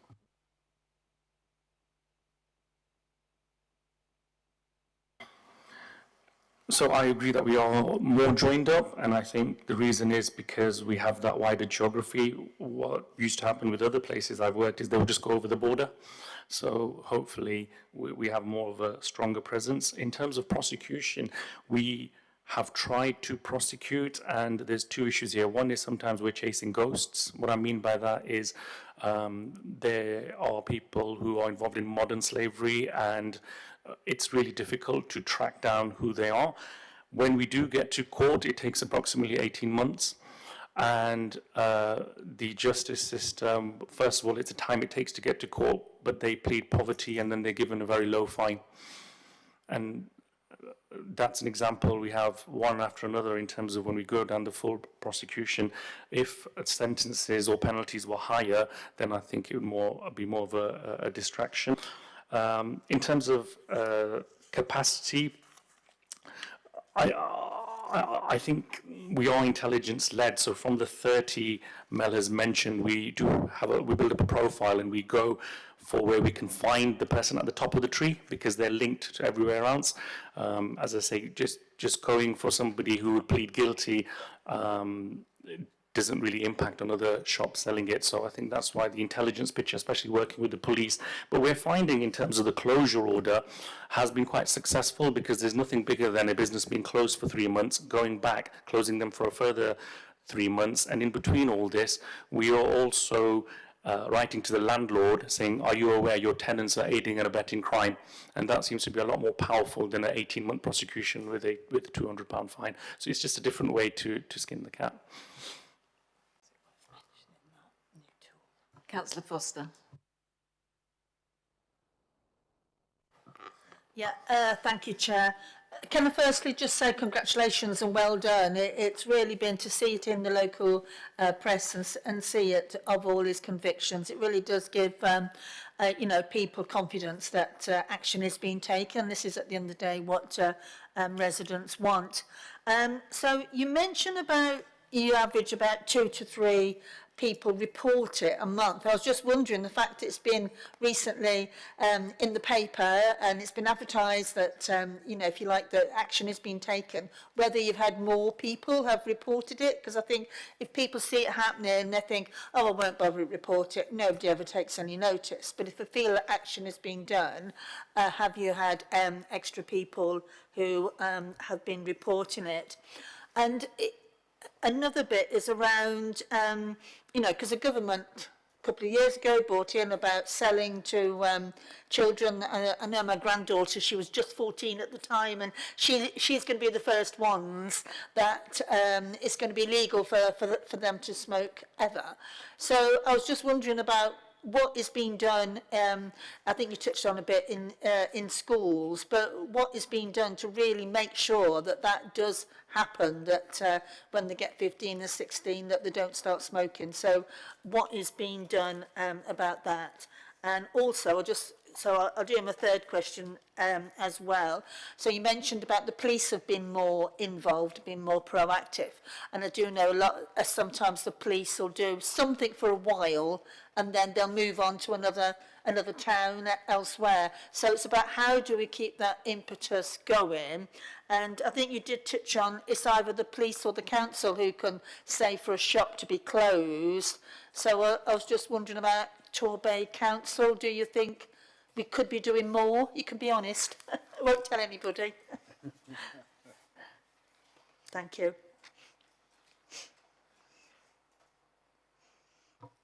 Yeah, thank you, Chair. I'll just, I'll comment on the increase in reports of illegal tobacco activity. We wouldn't have those statistics yet, but at the end of Q2, we will collate the reports and then that would be available. But you raise a really valid point, and we do need to look at whether that has had an effect on it. I'll also touch on the police engagement, as I'm one of the officers that has the most engagement with police. And I would say that I think Torbay police, your teams within this area are probably some of the best that we work with in our whole service area. They are super, super keen, to the point where they would go out to premises without us if they could, but we just have to go, oh, you need to use our powers. So they are, I can't thank them enough for the way they deal with these issues. With regards to Torbay Council, we are already in discussion about the transfer of the power to be able to look at closure orders, and I believe we need to wait for a 101 agreement to be formalised before we can do that. But that is certainly something we would be looking at, and we would look at whether we can just take them ourselves. I think that's it for me. Can I just add, in terms of the police support, we are also looking at legislation under the Proceeds of Crime Act, and that has been a really useful tool. What that in essence means is, if any of these retail shops are involved in illicit tobacco, there's an additional step we have to take in terms of court process. It has to go to the Crown Court, which does have expense. But what that means is any proceeds of crime, whether it's cash, we get to keep half of it and recycle it back into enforcement. And if there's assets, we then get to seize, hold, and keep some of that as well. So again, that's a really powerful tool that we are utilizing with the police, and they have targets for financial investigation and crime. So I think they'll stay, hopefully, focused with us. And I think the other question in terms of school, Claire, you okay to take that one? Yes, thank you for the question. I think we're at a really interesting point with vaping and smoking around young people at the moment, when the kind of, I guess, rates of youth vaping suddenly went up. We had to respond quite quickly in terms of drawing from kind of national guidance, national research. What we're seeing is the rates are still high, but they seem to be plateauing, which I think gives us a really interesting opportunity to think on a much more local level about what is relevant to young people in the communication of both prevention and support. One of the things we know is that young people don't tend to kind of respond to health bodies' instructions about health harms of vapes in the way that we might traditionally hope. I've been really fortunate that this financial year I've been able to secure some funding to do some local work that will be taking place over the remainder of this financial year to understand more about our local prevalence of youth vaping. Currently, we have to draw on nationally representative surveys, which don't really give us the nuance locally of what's happening, but also to kind of give those working on the kind of coalface with young people the opportunity to trial and test some ways of delivering health messages differently, to understand what resonates with young people based on actually what their concerns are, but also what drives them to vaping, and also what some kind of peer support models of quitting might look like. We know that that's extraordinarily powerful, that social influence is extraordinarily powerful in compelling young people to take up smoking and vaping. So what we want to do is harness that to actually create the opposite. So we're at an exciting point, I would say, in exploring these things, with then the plan of using that intelligence and those examples to build a case for how and where we might need to invest at scale. I'm also linked in with kind of a regional group who are working in sort of the tobacco lead space in the same capacity I am across the southwest. We're all encountering very similar challenges, so it's a real opportunity to learn from other locations in the kind of similar work that they're doing. I hope that answers the question. Hayley Costa has been waiting quite some time in the virtual ward. Okay. Thank you. So Superintendent Hayley Costa, Devon and Cornwall Police. My role is that of Local Policing and Partnership Superintendent for South Devon, which covers Torbay. I am really proud of the closure orders that have been achieved. Part of that is thanks to PCC Hernandez, who has dedicated to us a vulnerability lawyer who is responsible for making those applications to the court. And my responsibility is to say that we've met the evidential threshold to seek a closure order. So with that in mind, I can answer Councillor Darling's view or question in relation to impact on legitimate businesses. I can confirm that the impact of illicit trade is considered when I grant a closure order on the impact that has on legitimate business, i.e. we want those legitimate businesses to thrive, and we know the impact illegitimate trade has on that. So that is part of my consideration when I sign those closure orders off and we make that application to the court. The other thing I would say in relation to legitimate businesses, again, PCC Hernandez, and I promise this isn't a plug for our PCC, but she has invested in UK PAC, which is UK Partners Against Crime for Torbay. What that does is allow opportunity for traders, including independent traders, to sign up to a platform that makes direct reports to us, and that is not just of shoplifting, but it is of their intelligence that would support some of that illicit trade, and hopefully people will gain confidence in that. We've had a recent promotion around UK PAC to try and improve the sign up for that. So the vulnerability lawyer, coming back to her, her name's Michaela O'Brien. She is absolutely phenomenal. She's a formidable force, and I assure you entirely that she will continue to drive those closure orders in support of our partners. And if you feel the need to request her continuance because that is a trial post. I would advocate you making that clear to me, and I can offer that feedback to the PCC and to our head of legal. In relation to Proceeds of Crime, or POCA as it's known, I also chair our Proceeds of Crime Act panel, and I'm pleased to report there too that where we receive Proceeds of Crime Act seizure money, we get a sum total of about £20,000 a year to reinvest that into community projects. So part of my role is how we take the harm out of crime, and we know we hit those people in the pockets. That's where they're hurt the most, which is why a £200 fine against a £2,000 a day income is probably, as was mentioned, a drop in the ocean.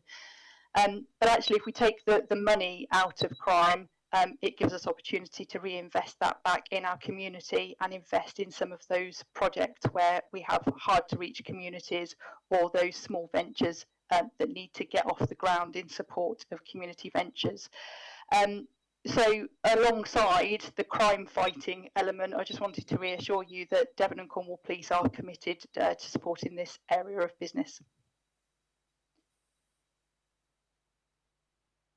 Pat, did you want to come in? Thank you. Really reassuring from everybody, really, that there's so much going on, and it does feel like Torbay's not a soft touch. That's the impression I get, and so thank you for everybody's feedback. Just out of curiosity, are they actually local people that are setting up shops, or are they people that are targeting specific areas where they know there's going to be, because of the deprivation, there'll be more demand for the need, if you like, or supply? That was one of my questions. And the other one, is there a lot going on with the schools? Because I've heard anecdotally from people that I know that some children are actually selling tobacco and things in the school because they're getting it cheap and then they're sharing that amongst. And is there a particular age group that, you know, go to the shops and buy it, or is it just a mixed age group? So it's just a couple of things there, really.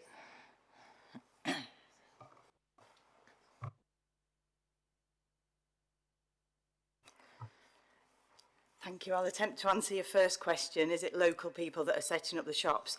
The majority of shops we see are, I wouldn't use the term convenience stores, European shops and such like. Predominantly, they're set up by foreign nationals. Predominantly, the Kurdish community tend to be involved. So we see a lot of Iraqi, Iranian, Albanians. Sometimes they've settled in the area, sometimes they're remotely supervising the shop, and they set up a stooge to front the business. So, for instance, we have one OCG nominal who's based in Wales, and from Wales he's operating in Exmouth, I think it was Exmouth, Honiton, Torbay, and I think he might be linked to Plymouth now. Their model is a really, really big turnover of staff. So we go in 1 week, we might go in a few weeks later and it's a different person in the shop. So it might still be the same person on the lease, but it's different people in the shop. And I think that's how they sort of deceive and sort of try and stay under the sort of radar, so to speak. I think that answers the question. Thank you. Yeah, just to add to that, you can tell when a trading standards officers are passionate when they start talking about OCG and nominals. So OCG just means to organised crime gang, and nominal is just a intelligent word of referring to a person. In terms of the intelligence we've received from schools and head teachers, certainly secondary age students, it's a mixed bag. All the way from the young ones to those leaving. And it's been really difficult because, as well as selling, we've had complaints about parents buying, proxy selling. Some of them look like stationery, so they're hidden in pencil cases. So certainly from our point of view, a mixed bag. Don't know if Claire's got anything to add. Only marginally in terms of the rates and the intelligence that definitely comes through to Fakir and the team. I think this sits as part of what I alluded to earlier in terms of what we've mobilised to support schools, but the identification that we need to take that further. And it's the intention that as we move into the new academic year, the setup of this new forum will enable much better sharing of intelligence that isn't just those kind of isolated, not to make them redundant, but those isolated events, to actually understand more of the local kind of picture, the nuance that Fakir's alluded to in terms of the different reasons and the different proxy sales, so we can build a much more strategic picture of this.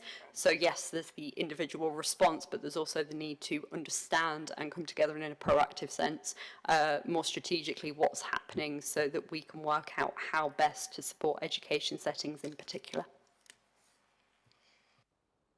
Was it Councillor Foster first, and then Fellows?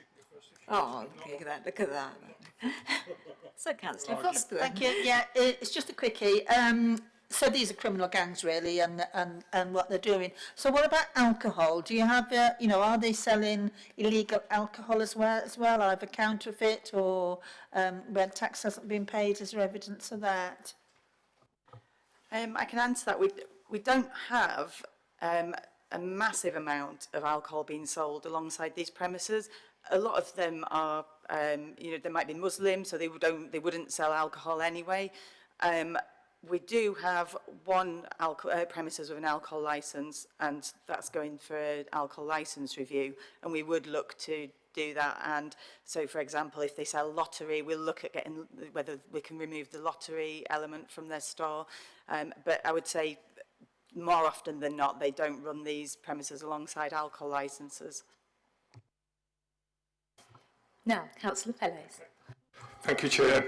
I'd just like to pass on my congratulations as well, because it's nice to see something being done at last after years of complaining. I used to be a retailer in town, and they're all over the place, and I know what damage they do to your business when you try and run a legitimate business. I read somewhere earlier, a couple of months ago, and I've lost it now, but the government were giving £10 million trading standards across England. Have you received any of that, and what are you doing with it? And also, second question, if I can, Chair, do you work with the tobacco companies still to gather information, because their retailers are the ones who knows what's going on? So, quick answer to the 10 million, no. The way it's split and divided is for the whole country, but what the Department of Health have done is offered us some funding to take on apprentices. So we've taken 2, and considering we're 4 local authorities, you can imagine where others have got none, but by the time they come through the other end, it's going to be 4 years in the making. In terms of tobacco companies, yes, intelligence-wise, but we try and stay away from them, only because there's also a convention where normally the tobacco companies like to offer us money, and as much as money is welcome, we don't accept any money from the tobacco companies. Yeah. Councillor Brooke. Oh, I was just. Can I just sorry. add, with regards to the tobacco companies, we will use them for brand holder statements for when we're dealing with counterfeit goods, and they're very good at providing them. But we do bear in mind that the next generation of smokers are their customers, so it's in their interest to keep people smoking. So, as Fakir said, we don't sort of work with them other than to get brand holder statements. Councillor Brooke. Yeah, thank you, Chair. Yeah, well done. I mean, this is a scourge on our society in so many fronts. It's not just dangerous to the user and the wrong stuff, it's money laundering, it's trafficking, there's a whole host of criminality that goes on behind the scenes, and so it's fantastic what's been done.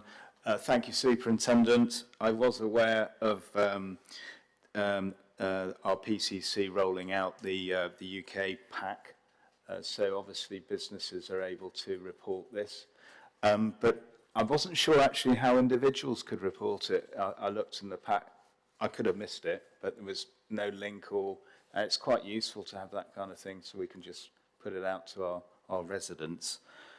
So that would be helpful. I just wanted clarification. I read about HMRC fines. Where does that all fit into the equation, or doesn't it really?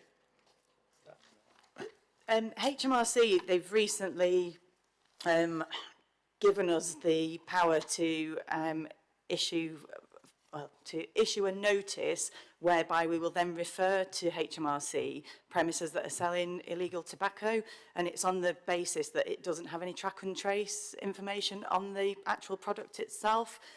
There is a table, but I don't have the table as an appendix. Yeah. So if we go into a premises and seize 10 packets of cigarettes, we can refer, on the first occasion, we can refer that for a £2,500 fine. This goes up to a £10,000 fine for 500 packets and over. We regularly seize over 10 packets. You know, we might seize less than 200, but we regularly seize enough to make these referrals. As a service already, I think, because I'm the one that does it, I think we've done around 15 referrals. Unfortunately, we can't report on it because it's taxpayer in confidence, but we're badgering HMRC to find some data that they can give back to us so that we can actually have something to be able to sort of put in a report.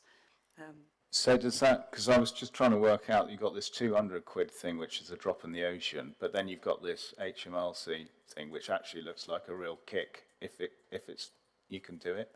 Yeah, absolutely. I've got one shop where I think we're on the 4th visit now, and so continually putting in the referrals, I think it's around a £15,000 fine they've racked up.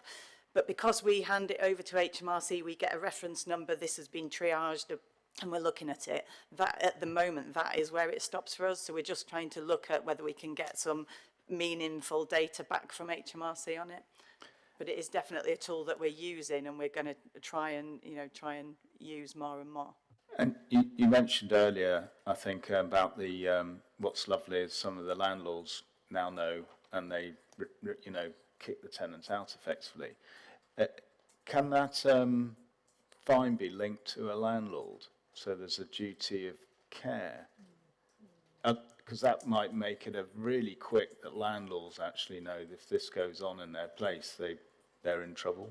Or is it just go directly to the company's got the lease? No, with regards to the HMRC fines, I think they can only be issued to the trader, because what we have to do is we have to issue a notice of our powers and rights. We have to issue them with a notice telling them it will be referred to HMRC for track and trace. With regard to landlords, we can approach them and remind them of their obligations with regards to money laundering, and the fact that if they're taking rent from, from tenants that they know are selling illicit tobacco, then they're in effect, receiving proceeds of crime. So we do try that. It sometimes works, it sometimes doesn't. We get pushback from landlords quite often, unfortunately. Can I just pick up your question about complaints? In the usual way, depending on whether you're a consumer or a business, you can link in directly with trading standards. Also, indirectly, there's action fraud, citizen advice. They send us the referrals directly. So, yeah, more than happy for anybody to email us, and the mechanisms already exist on websites, for example, to have that information. Yes, Chairman, and Hayley Cost has just put in my chat a couple of links to the Police Tower report, so I will make sure that those links are included in the minutes so that we can share that and spread the word to our communities.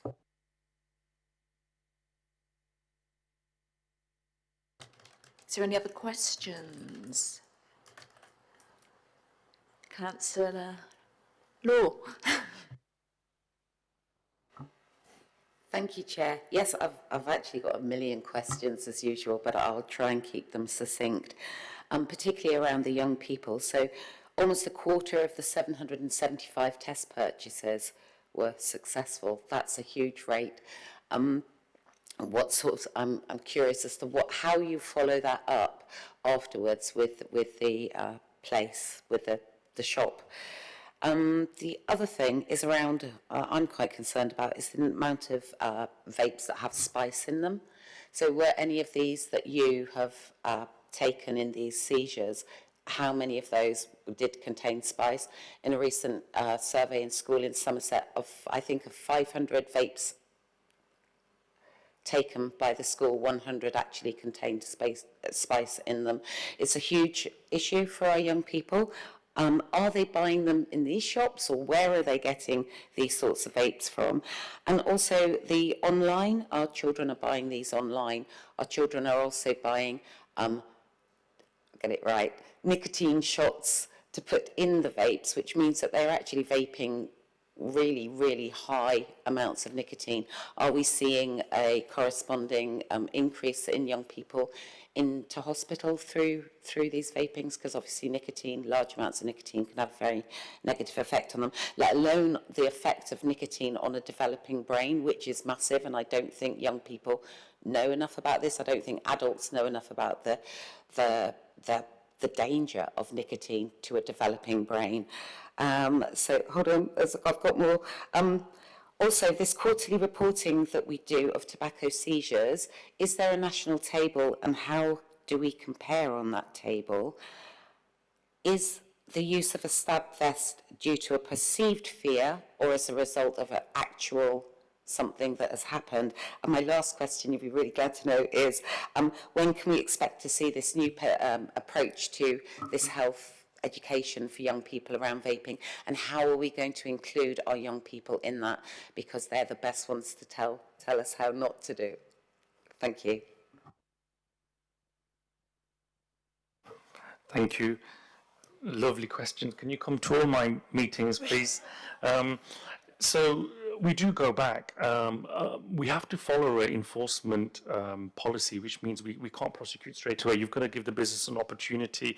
And usually we start off at the low end in terms of warning letters, simple cautions, fixed penalty notice before you get to prosecution, and we've got to do that. Otherwise, we're criticised in court. Online, the Office for Product Safety and Standards are in the process of a new bill looking at marketplaces and online sales. And I wish it was perceived fear, but it's not. Some of my staff members have been attacked. You know, one has had a pitchfork thrown at them, very aggressive behaviour. In fact, we had some members of the media who refused to go with us as soon as we said you need to wear a stab vest. But our health and safety has gone through the roof. What I also add is there's a couple of seizures that we've done where we found trackers. So criminals are now tracking where we're taking these goods to try and recover them back. That is very scary for our staff.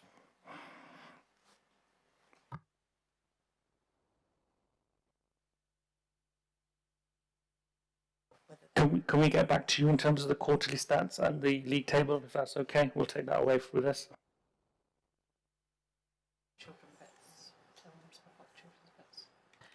With regards to the vapes seized by trading standards, none have been found knowingly to contain any other substances, but trading standards would not test for any synthetic cannabinoids and such like. So I think that, and if we found any that we suspected were had been adapted or whatever, then we would be looking to our police colleagues to deal with that.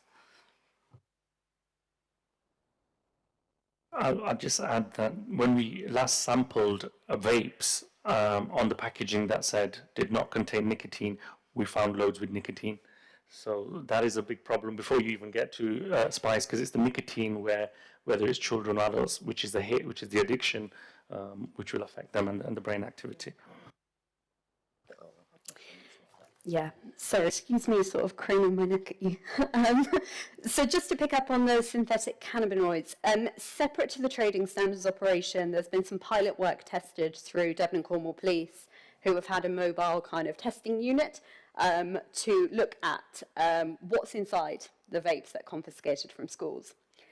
As you'll understand, in order to actually get those units for testing, there hasn't been a disclosure requirement of who the pupil was and where they obtained it from in order to get that sample size.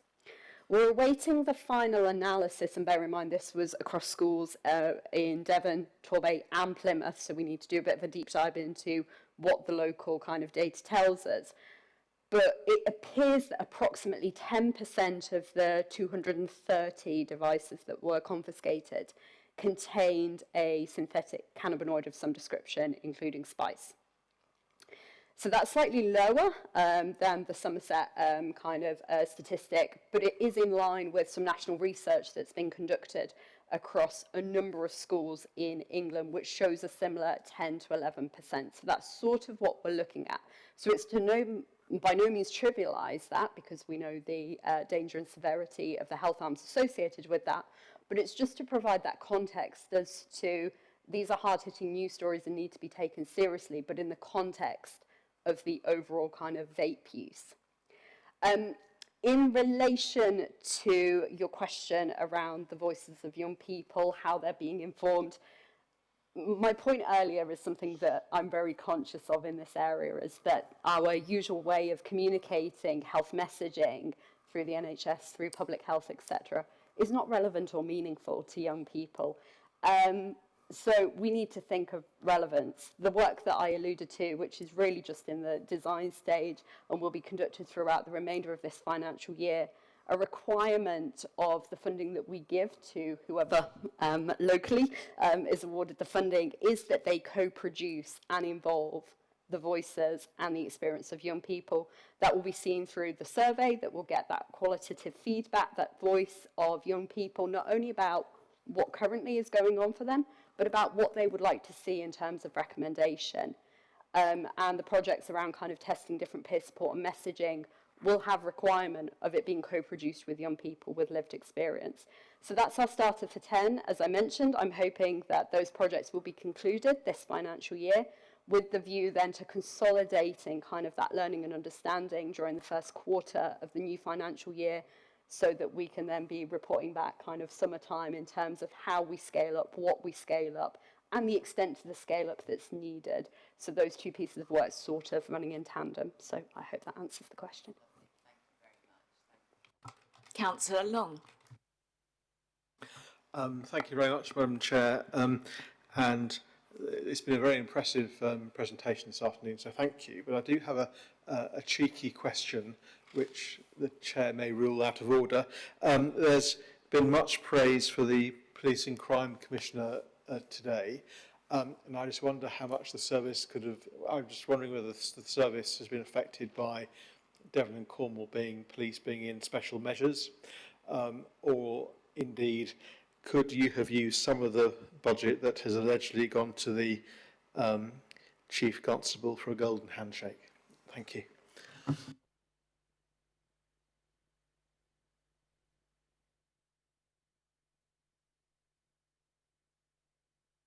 Well, you don't need to answer that if you don't want to. I don't think that's one for us, sorry.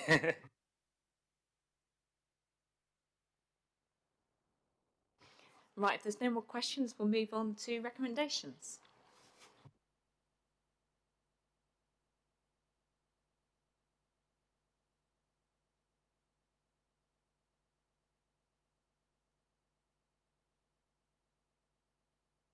Sorry, Chair, me again. Could we have a recommendation that we get a report again in a year's time, an update? Okay. Thank you. So, Chairman, as normal, I've got some draft recommendations based on your discussions, and I've just literally picked up the point that Councillor Feller's made. So I think the recommendations suggested would be that members welcome the joint work being carried out in partnership with Hearts South West Trading Standards, Police and Torbay Council, and request an update be brought back to the board in 12 months' time of the work that they're doing, obviously referred to tonight. And that the Police and Crime Commissioner be recommended to continue the funding for the vulnerability lawyer post the temporary funding, due to the importance of this role to Torbay in tackling crime and the sale of illegal tobacco and vapes and prosecuting. Hazel, have you got anything else? Yeah, thank you. So I was quite intrigued or interested when you mentioned about the 101 order. So that is something where the council will be able to have more power. So apparently at the moment it's the police who can close the shop down, but apparently there is 101 powers or whatever they said that the council could do it. So as a council, is the council looking at doing that in the future? If it is, you know, so is that something we could ask somebody somewhere to have a look at? I'm just thinking of following it up, because it does seem to me, by what we've heard, over the years, it's become such big business now. It is big criminal activity, and we do need to try and deal with it. So if there is something the council could do, I know then it comes down to money and all the rest of it, but what would be the process? Are you able to help?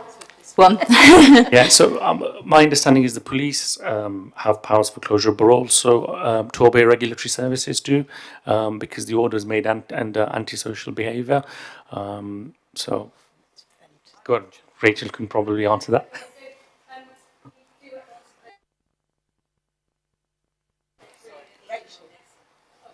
Do you want to come to the microphone to stand there?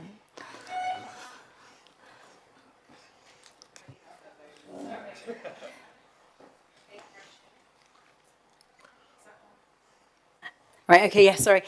Yes, we've had recent meetings with our legal department and with trading standards and the police. So it's brilliant that our police colleagues have had the funding to provide that, but our community safety team also have attended raids in the past and issued closure orders on trading standards' behalf.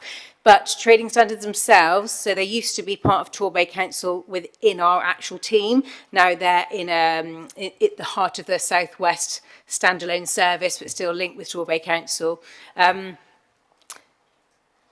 They could adopt those powers themselves. So, but what they need to do is have that legal backup to be able to have the staffing in post to be able to take the get the closure orders at the magistrates' court. So that's something that Fakir's legal advisor has been looking into. So that should be quite easy to be resolved. In the meantime, it's been fantastic because obviously we still need the police colleagues to help instigate the closure, because obviously you need to be able to, the police need to attend anyway.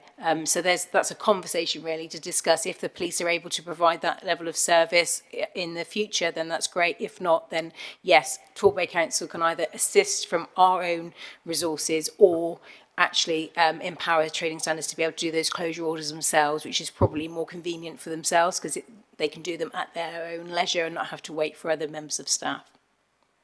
Hopefully that makes sense. So would that come under licensing at the council, and could we write a note to the licensing department to have a look at it?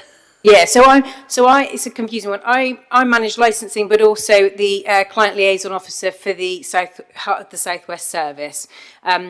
And that's what I've been looking into. So it's more community safety colleagues that deal with these closure orders, and they've been attending these meetings with myself and also trading standards lawyers. But the best way to do it is, like trading standards have adopted all of our powers from the council to be able to do their job, but as heart of the South West, the best way to do it is for them to do them themselves, but we just need to make sure that the legal team sign that off and they've got the right solicitors to be able to go to the magistrates' court to be able to obtain those orders. So it is in hand, as a long way of saying it. Hopefully that makes sense.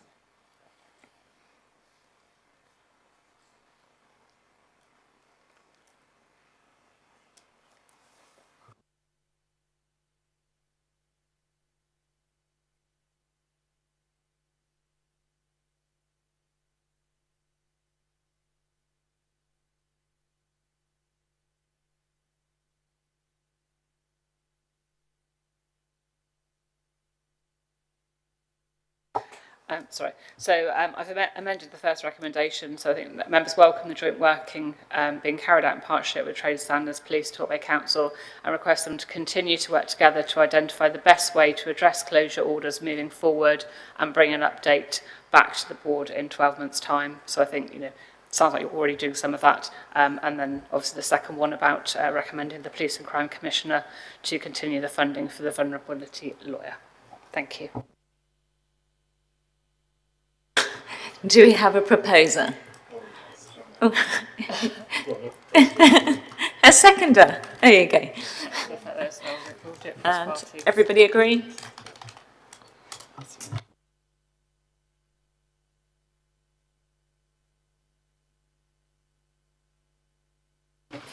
Well, thank you guys. You are welcome to stay. Well, you're welcome to leave. So thank you again. Thank you very much. So So we've got one last item, which is item 7 of the agenda. Can the clerk highlight any key outstanding actions on the Adult Social Care and Health Overview and Scrutiny Support Action Tracker? Thank you. There's no further